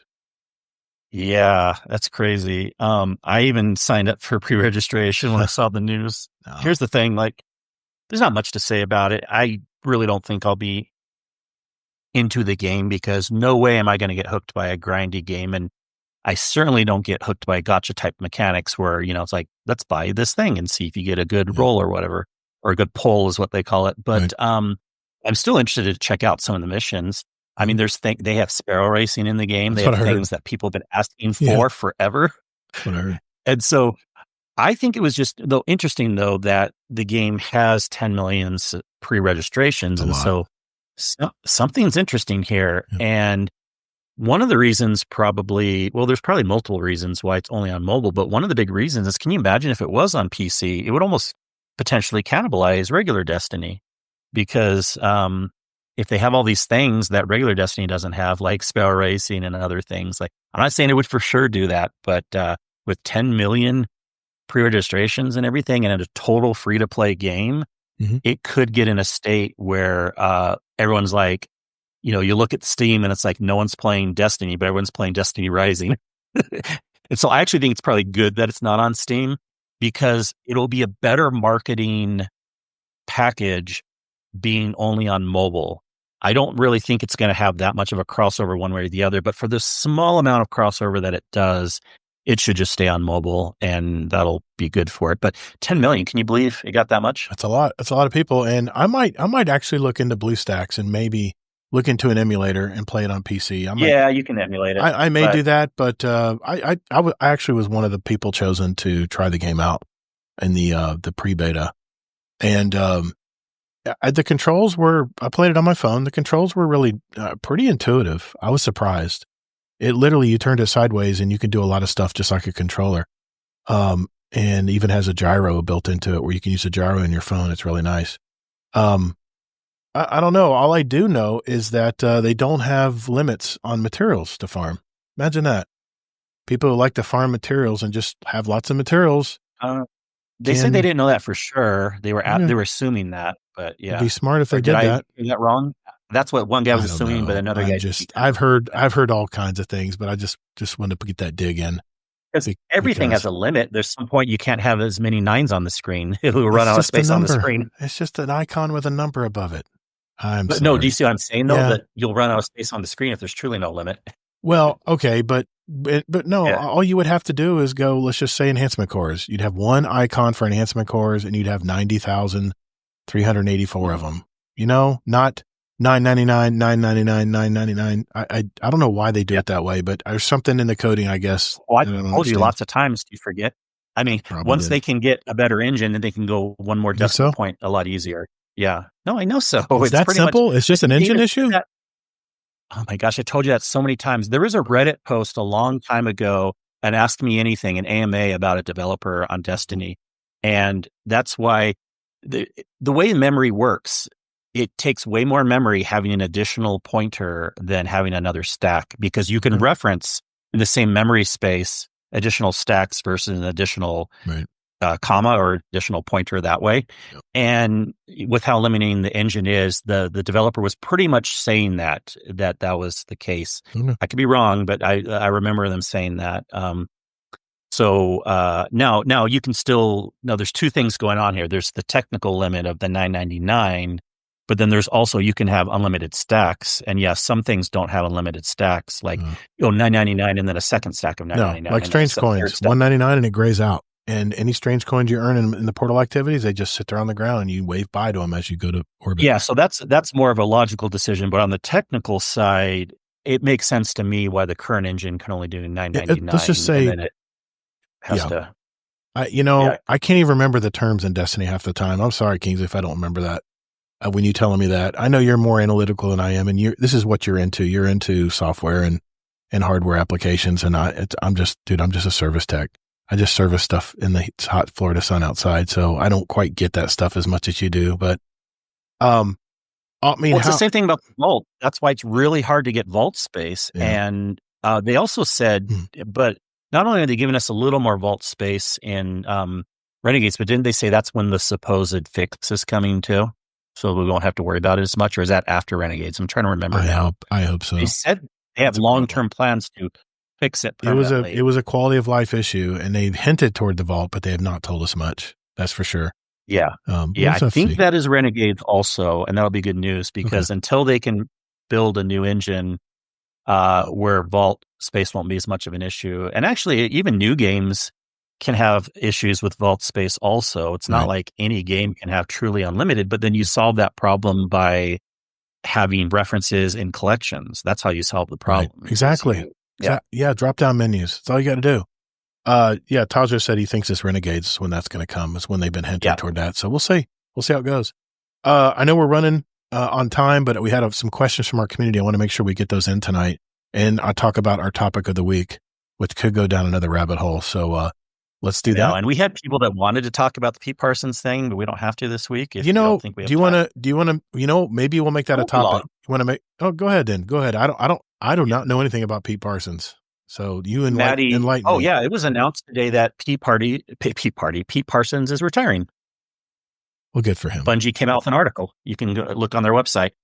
And the way they're spinning it, I'm not saying this isn't the case, but he says he's stepping down, he's retiring, and guess who the new lead is going to be?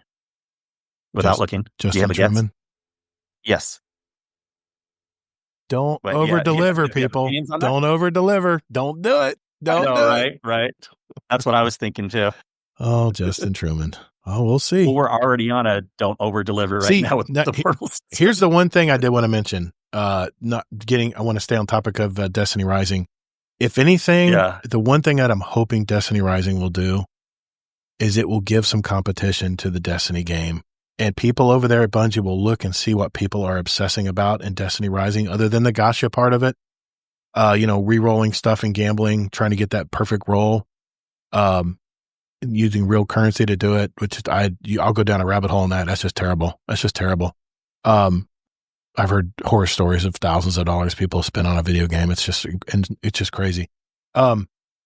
If they produce a very good quality game that is free to play and it does rival the new Destiny product, the new Destiny Prophecy year, then that competition might be healthy to have Sony look at Bungie a certain way and say, we need to integrate this stuff.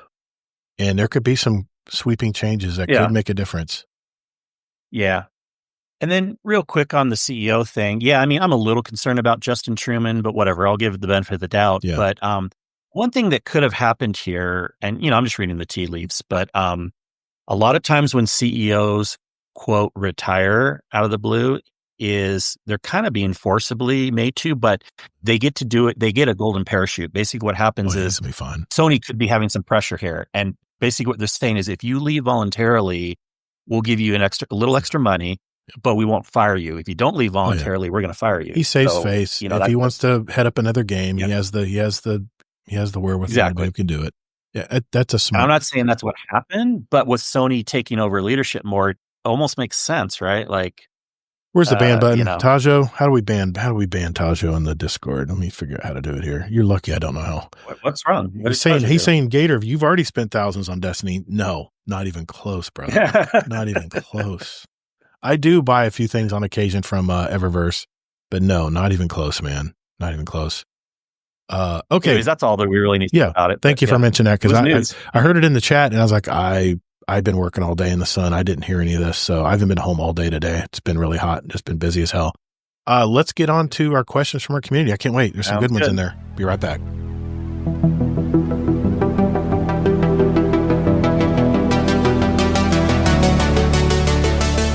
Hey, Guardians, would you like to send a question for the show to us?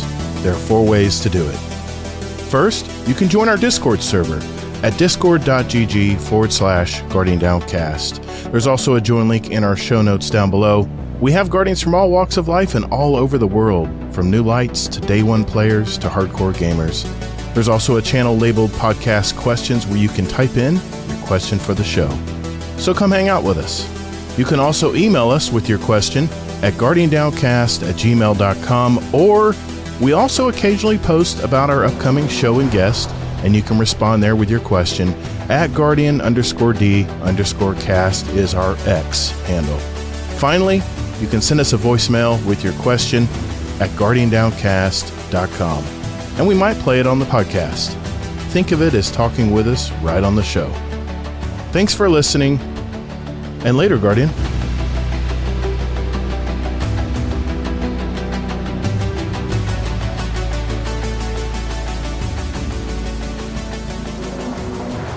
All right, boys and girls, this is the part of our show where we get our questions from you guys.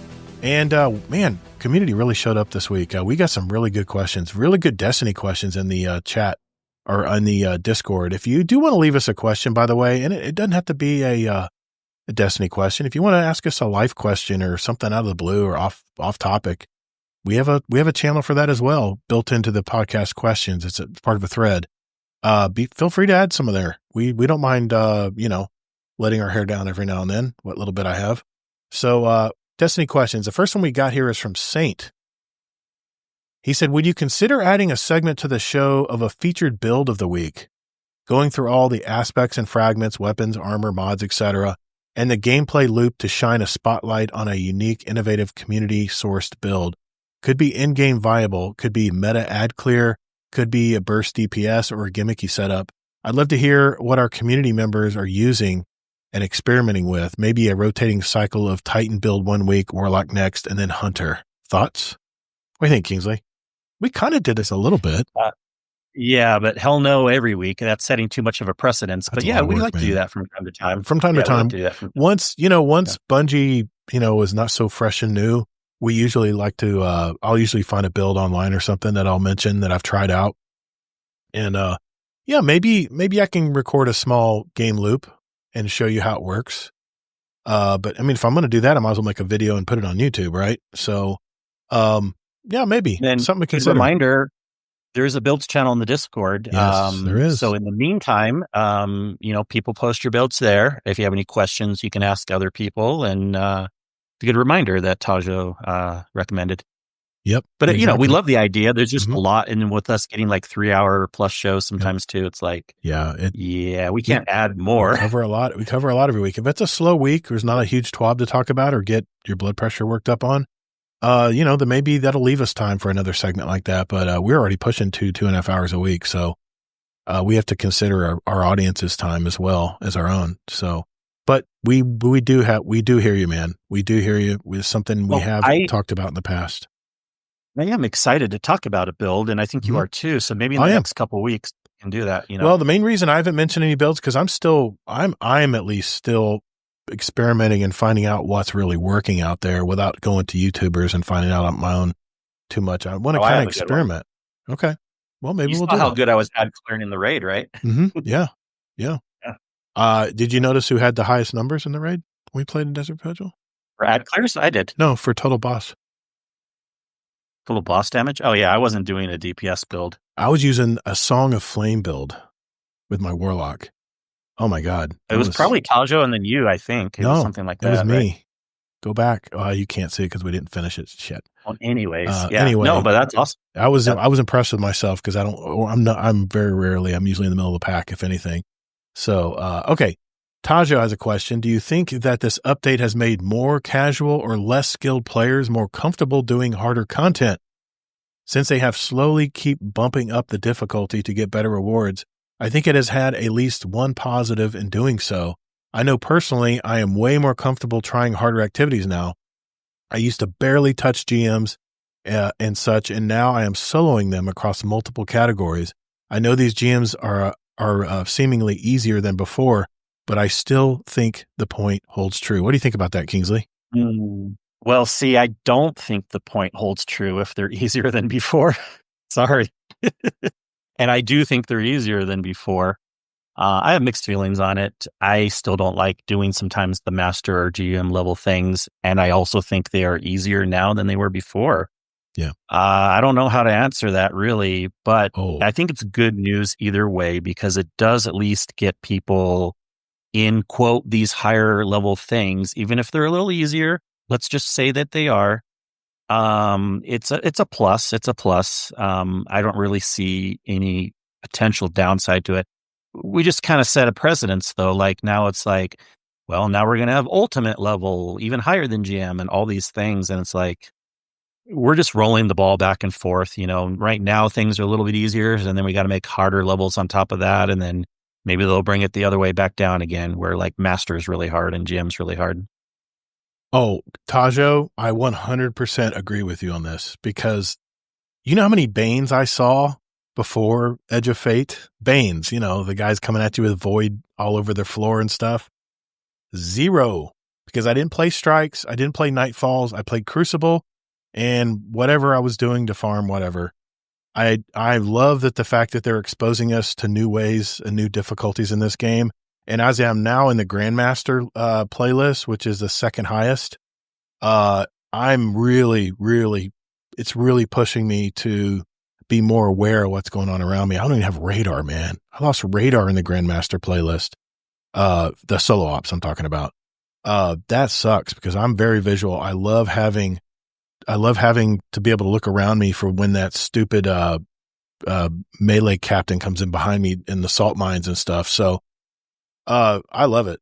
I definitely think it's training people to understand the Banes and understand the difficulties better. And the fact that they can add them in at their leisure when they feel comfortable to do it. I think it's a total win as far as this new system of putting your own content together. Speaking of no radar, we'll have you in the no HUD raid because I'm sure I'll win that bet. Oh no. I am going to get the Fated Weapon title before Renegade I'm drops. saying that because I actually hope you will. Okay. Although it would be fun to have you in no HUD raid. That will be hell. That is enough to drive me to do it. You're already dealing with it in these activities. You can deal with it in the raid too. I'm sure I'll be fine. I'm a big boy, but still, it's getting a headache just thinking about it. It might be the blood pressure. Who knows? Kilvin had a question. Now that we've had enough time to understand how the weapon tiers work and get a feel for the drop rates, do you miss crafting more or less than you thought you would going into the expansion? This question is mostly for Todd, as I think he was a bigger fan of crafting. I'll go to you first, Kingsley. I didn't miss crafting really. I thought it was fine. I'm glad they had it in the game for catch-up mechanic purposes. I miss it less because I didn't need it much anyways. Yeah. I I very much miss crafting. One, it solved at least put a Band-Aid on the vault issues we have, because it's great, that we have these new weapon tiers of weapons, these new tiers of weapons and all available perks. All you're basically doing is kind of crafting a weapon if you get tier 5, but it's still up to RNG. And I can even show you my dim inventory here. And I will show since the new tier weapon drops. And I can show you where I have multiple weapons. These are only tier 2 weapons, guys. Can you imagine what happens when I get tier 3s, tier 4s, tier 5s? I got bows and stuff over here, duplicates. They're good. But the problem is, this does not solve the vault problem. And it's funny, you can still, from Arms Day, I still got some enhanceable Warden Laws here. I don't even know if it's worth enhancing weapons anymore. I don't know if it's worth spending all the cores and stuff on it anymore. But I miss weapon crafting. Yes, you couldn't put enhanced mag or barrel perks on your weapon, but they can easily make that change. And I really think they should go right back to weapon crafting. I know people are going to put hate comments and whatever, but I don't care. Weapon crafting is something I really wanted. And when they finally delivered it, I felt that Bungie had made a turn in the right direction. And now we're back to RNG again. And now we have to store tons and tons of multiple rolled weapons, even if they're tier 5. Because what if you get a tier 5 and maybe you have 2 columns of 3 different kinds of variety of perks and they all suck? Then you just wasted that tier 5. You know what it becomes? Enhancement. It becomes infusible material is what it becomes. So they have not fixed that problem. And I think weapon crafting could have fixed it. They could have done it a different way. If you get so many kills on a weapon, instead of trying to get the red border weapons and stuff, they could have used a different system where as you use the weapon more, you can unlock a tier on the weapon where you can actually, until you reach a certain tier, then you can bring it to the weapon crafting table and make your own weapon the way you want to play. And what may be great, and even in the meta right now, may not be what I want to use. I may play a different way. And crafting always allowed me to do that, play my way. And that's a big thing that they have phased out weapon crafting. It's just sad. It really is. So that's my opinion. So besides your 5-minute side point, you didn't actually answer his question. He wanted to know if you miss it more or less.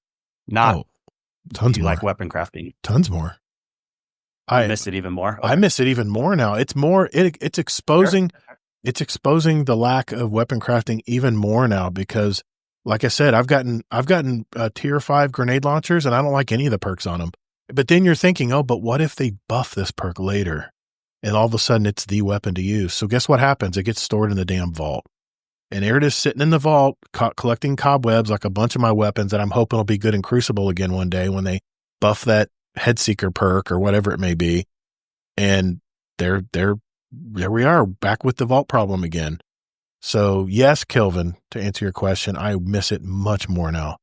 And it's actually this new tiered weapon system. All it is a way to appease us that liked weapon crafting in the first place. But now we really no. That's not all it is. That's not all it is because I didn't care about crafting, and I like this system as a separate point as for something else. Okay. Yeah, I'm gonna go. It is one reason, but that's not all it is. I'm gonna give you another example. I'm gonna give you another example here. Going back to my dim, I have this little weapon right here. You notice I have it all the way infused, the highest power. It's only tier 2. This is the new Ahab Char. It has kill clip, heal clip. You know how many tier 4 of these I have just infused the power into because the other perks weren't good enough? I want kill clip and I want heal clip. When I'm doing solo content, if I kill someone and I got a champion running down my throat, I want to be able to reload quickly, get my health back, and then have more power to mow him down. That's why I love using this. And I got extended mag. I got 61 in the clip. And not to mention all these other fine seasonal mods that I can add to it as well. This Ahab Char I've had ever since it dropped in week 2. It's just a measly tier 2 weapon, and it doesn't matter what tier weapon you have because if it doesn't have the perks that you want, and if anything, all the tier 5 weapons do is they give you a better chance at RNG to get that roll that you actually want. That's all tier 5 really does to help you out. Okay, yes, it does have enhanceable barrel and perk as far as your magazine. Yes, I don't deny that, but I don't know if it's worth grinding all those tier 5 weapons when this little tier 2 Ahab Char works just fine for me. It knocks those overloads out really quick. So, just an example, just giving you a real world example there. But thanks, but then if Kevin. you're going to use that example, you can also say there's no point grinding to 450 because a tier 2 weapon's good enough. I didn't say that. It's kind of true. I didn't say that. I'm just saying. But it's the same equivalent. Yeah. We got a couple. Well, at least we have one non-Destiny question here I want to go out on. Okay. Let's go with, Sane and Taja both had good ones here. If you had to bribe someone for whatever reason, like going backstage at a concert or getting better seats, nothing crazy illegal, what could you do legitimately to be able to offer them that is in your power to fulfill? If you had to bribe someone for whatever reason, what could you legitimately be able to offer them that is in your power to fulfill? I used to have better answers to this when I was younger, especially when I worked at Disneyland, and then also when I was Free passes. Also when I was in my church. I had some real world friends that were family members of top leadership in the church. But I don't know. Legitimately be able to offer them? Gosh, that is such an interesting question. I love it, but I can't think of something easily. I barter stuff all the time with my services, my pest management company. Guys will go, I'll be, I don't know, at some activity that I, can't get in. And, you'll be surprised how many people have German roach issues in Florida. They'll go, "Oh man, do you have anything for roaches in my house?" I said, "German roaches?" Yeah. I'll go, "Yeah, man, I got something for you. I'll hook you up. I'll get you taken care of. Get you everything you need. Could you get me through this line right here?" "Oh yeah, man, no problem. We'll take you backstage." Not that that's happened a lot, but there have been instances where I've been able to barter. Bartering stuff is really cool when you're in your own business, so you don't have to worry about a boss hovering over you. I've done that too. You got to find the people that really would like that. Like I've tried to do that sometimes with some people and they don't care. And then other people are like, "Oh my gosh, you can like fix all these computer things for me." Like and I get the better end of the deal because I'm getting their services Absolutely. Because they think mine is worth so much. Yeah. Where it's really just that's the meaning of barter. I mean, they value your service more than they value their own, or vice versa. I purely am on services and knowledge. I don't deal with product at all. So when I can barter with people that deal with product, like I was able to barter with an orthodontist and get braces in my adult life. This was a long time ago. Oh, that's 10, great, man. Years ago. I do that all the time. I got a way better deal out of it than he did because, and of course he was, he makes tons of money. He was just doing it at cost for me. Yeah. What he was losing, not really, because it's his time. Maybe it was pretty even, actually. But it was his time, though. Otherwise, he didn't mind wasting his time if it meant solving a problem for him, especially if it's something that he doesn't have access to fix himself.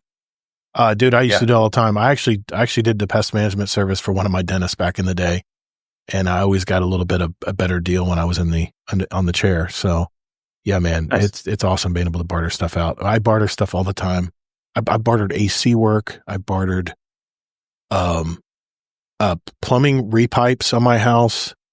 I mean, that's a major price thing right there. Guy needed a termite job, so we bartered it out. I've bartered all kinds of things over the years. 30 years now I've been doing this. So, it's pretty cool. Saint will go out with this question. This is from Saint.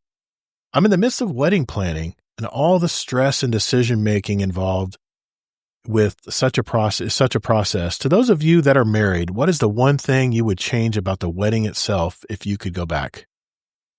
Did you pay him for this question? I did This not. relates to your I latest swear podcast. I did not. The reason Kingsley is interjecting here is my latest episode of 50 Years Expense Required was about marriage and relationships. And I'm sure he listened to the episode because he gave me some But it is a feedback. good question that he has, right? Because I'm sure we both agree. And I listened to your episode. I'll go first, and you can give more context where guys, like almost everyone says this after the fact, unless you are very, very, very, very, very wealthy anyways. And I mean very wealthy, but everyone wastes money on the wedding. Just do something small. Like don't, you know what I mean? Like, because when you look back, it's more about the experience, especially the two people getting married. They're not going to notice most of the shit that's going on behind the scenes anyways. So, there you go. I'll share a few figures from my latest episode of 50 Years Experience because I did a little research before I put out the episode. 47% of the U.S. are married households, and 60-something% of households today have lived without being married in the same house. That's unheard of for me. I didn't do that when I was married. My wedding was, I actually found my wedding video from my mother-in-law. We're cleaning out her house. We're transferring her or actually have transferred her to an assisted living. And we had to clean out her apartment, and 3 weekends worth of cleaning people's stuff out of their houses. And it's taxing. It's very taxing. But I found my video because I lost my wedding video that I was given when I was married 32 years ago.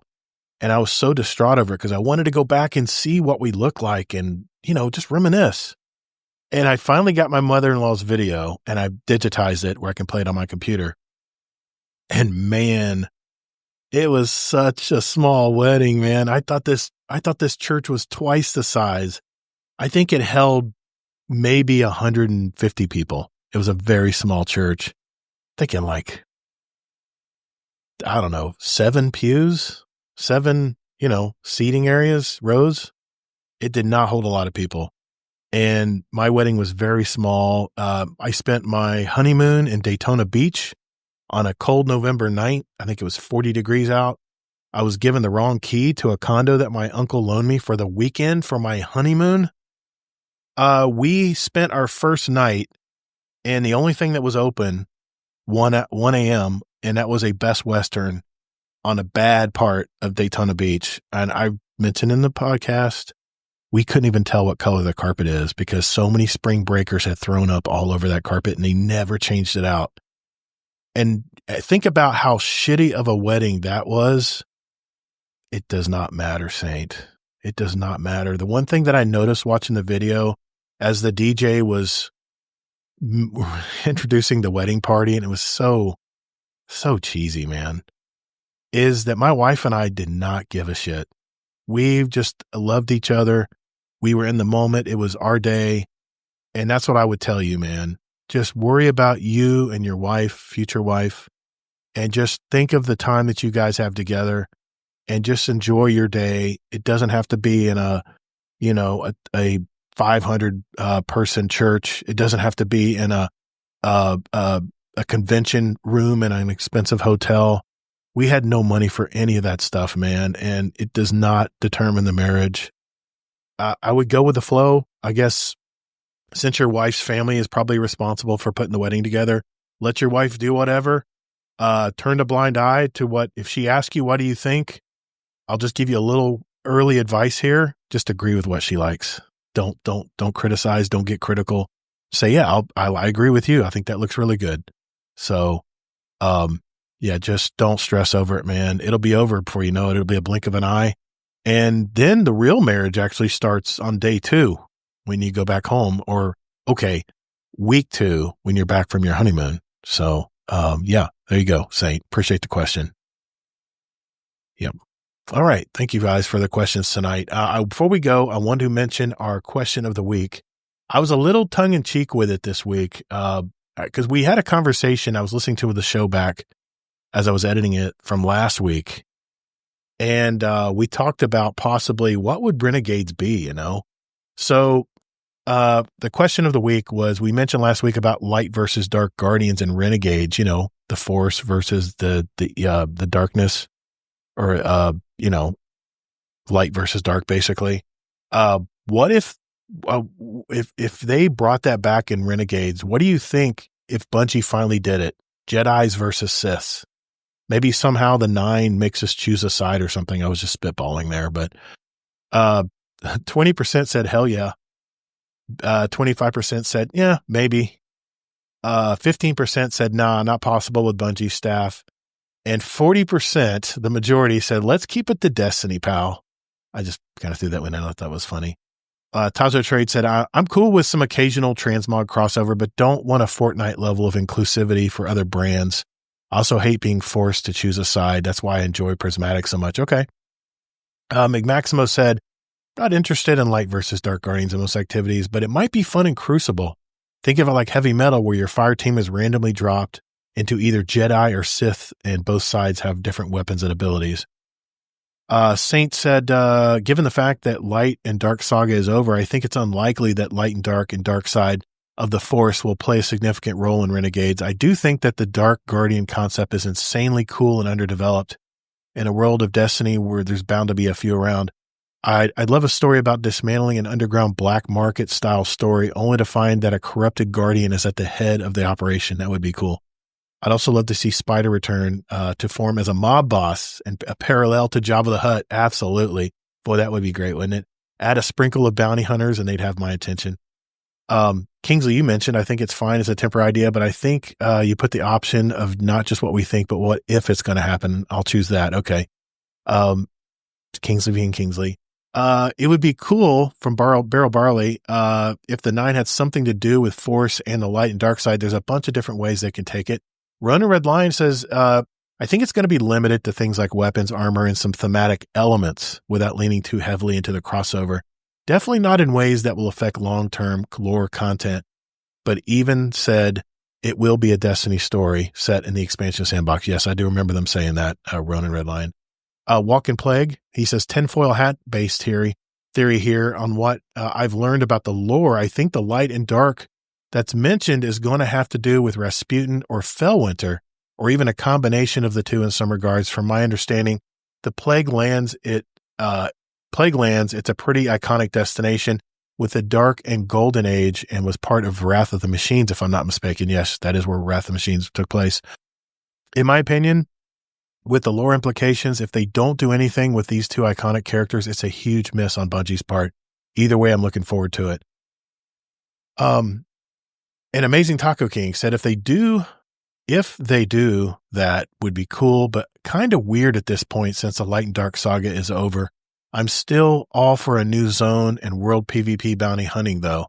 Make players who have been farming it in the zone worth more points based on objectives achieved. Fire team size bonus with less people, and stun and capture mechanic for a live turn-in bonus. Go full Wild West with it. Okay. Next week, I will not have a question of the week because we have our roundtable episode, and it's going to be all about our topics of conversation. So let me correct myself. There will not be a question of the week next week, but after that, yes, I'll be starting it up again. We'll have a question of the week that you guys can answer. Just go to discord.gg/GuardianDownCast. And then, don't forget to say hi when you're in there. We have a lot of welcoming Guardians, and you can go to the question of the week channel for that.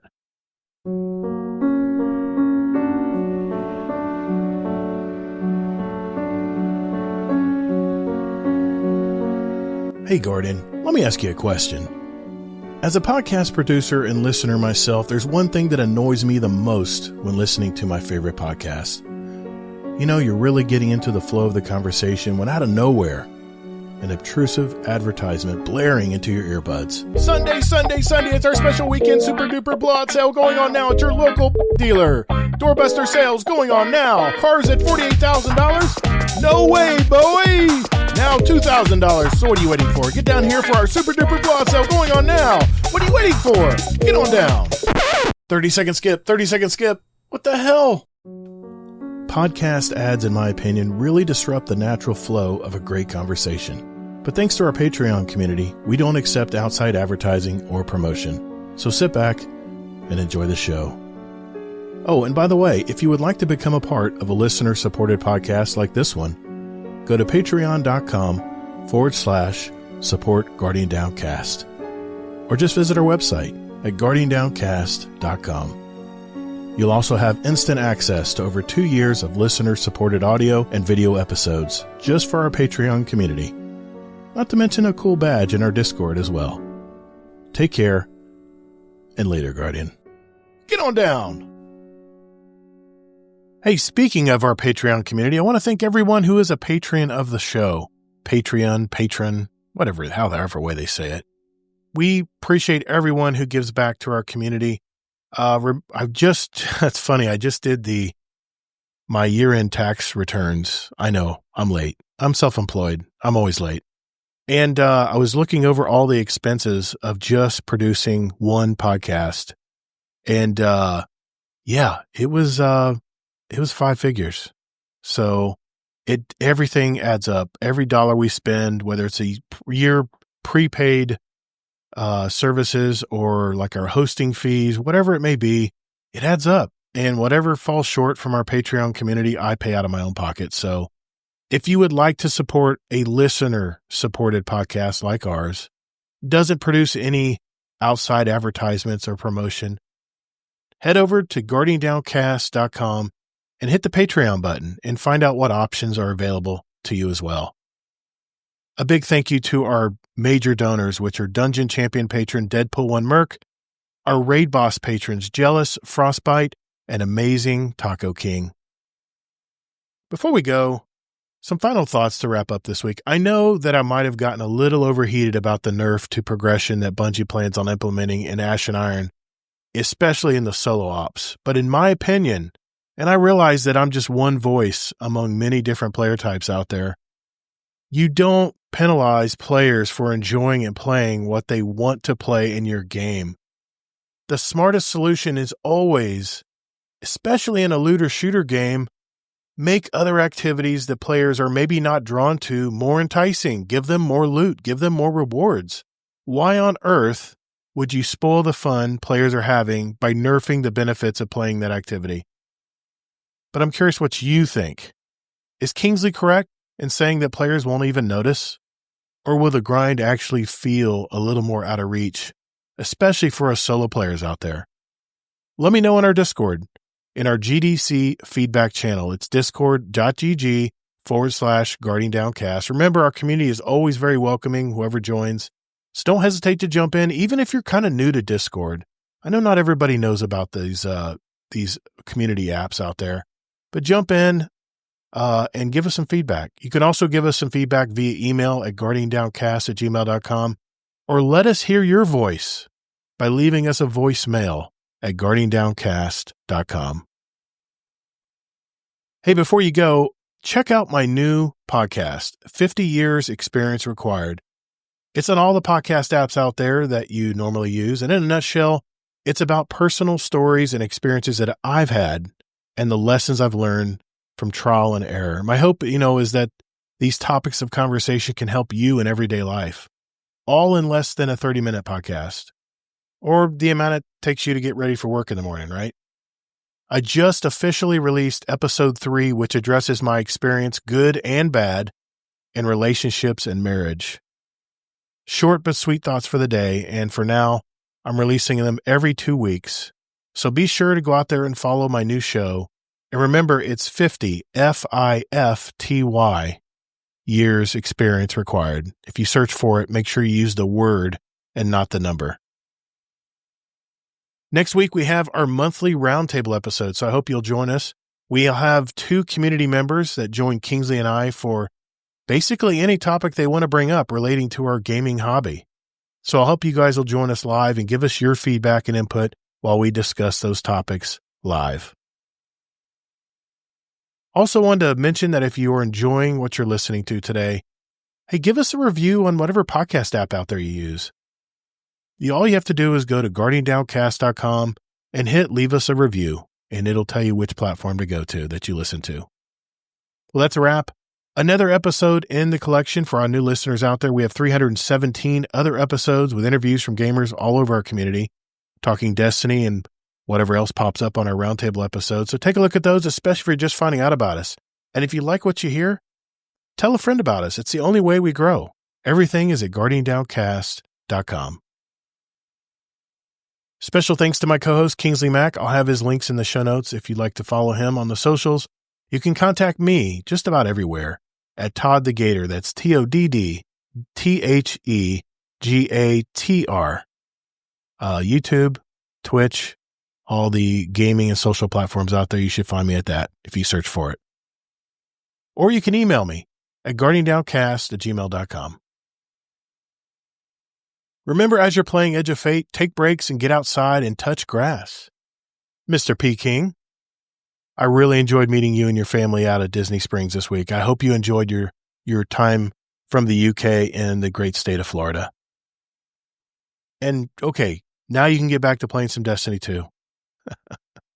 Hey everyone, remember, we're Guardian Downcast. Your stories, your community, and your destiny.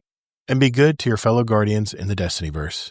The weight of the world was on your shoulders, and still you triumphed. Marvelous. Thank you all so very much for listening. And later, Guardian.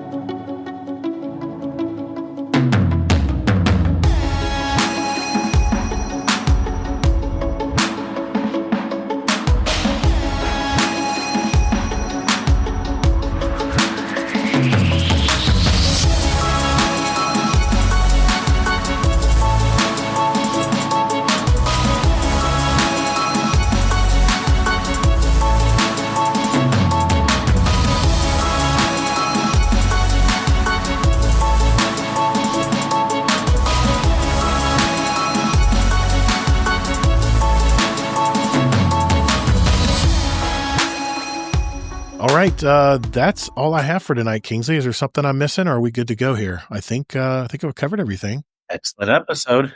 Yeah, perfect timing, right at the 2.5 hour mark, which is what I always like to try to reach.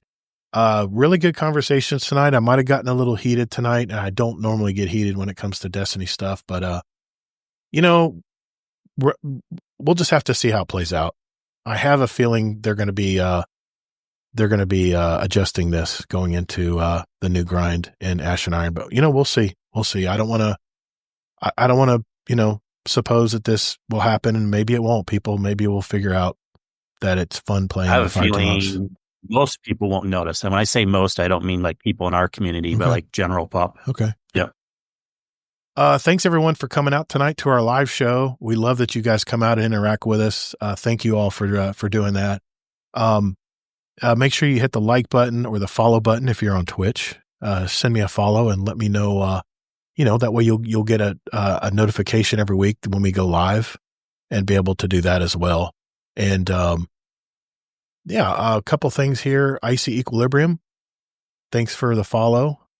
Wiz Wins, thank you for the follow, sir. Sweaty Spooks, that was from last week.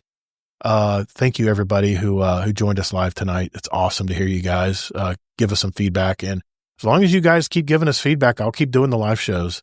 So we appreciate you guys being out tonight. Hit the like button and subscribe if you're on YouTube. And thank you to everyone in the Discord tonight that jumped in to listen in or watch us talk about all of our topics tonight concerning Destiny. So until then, we got our roundtable show next week. I'll see you guys in the Discord. Later, Guardians. Have a good one, everyone.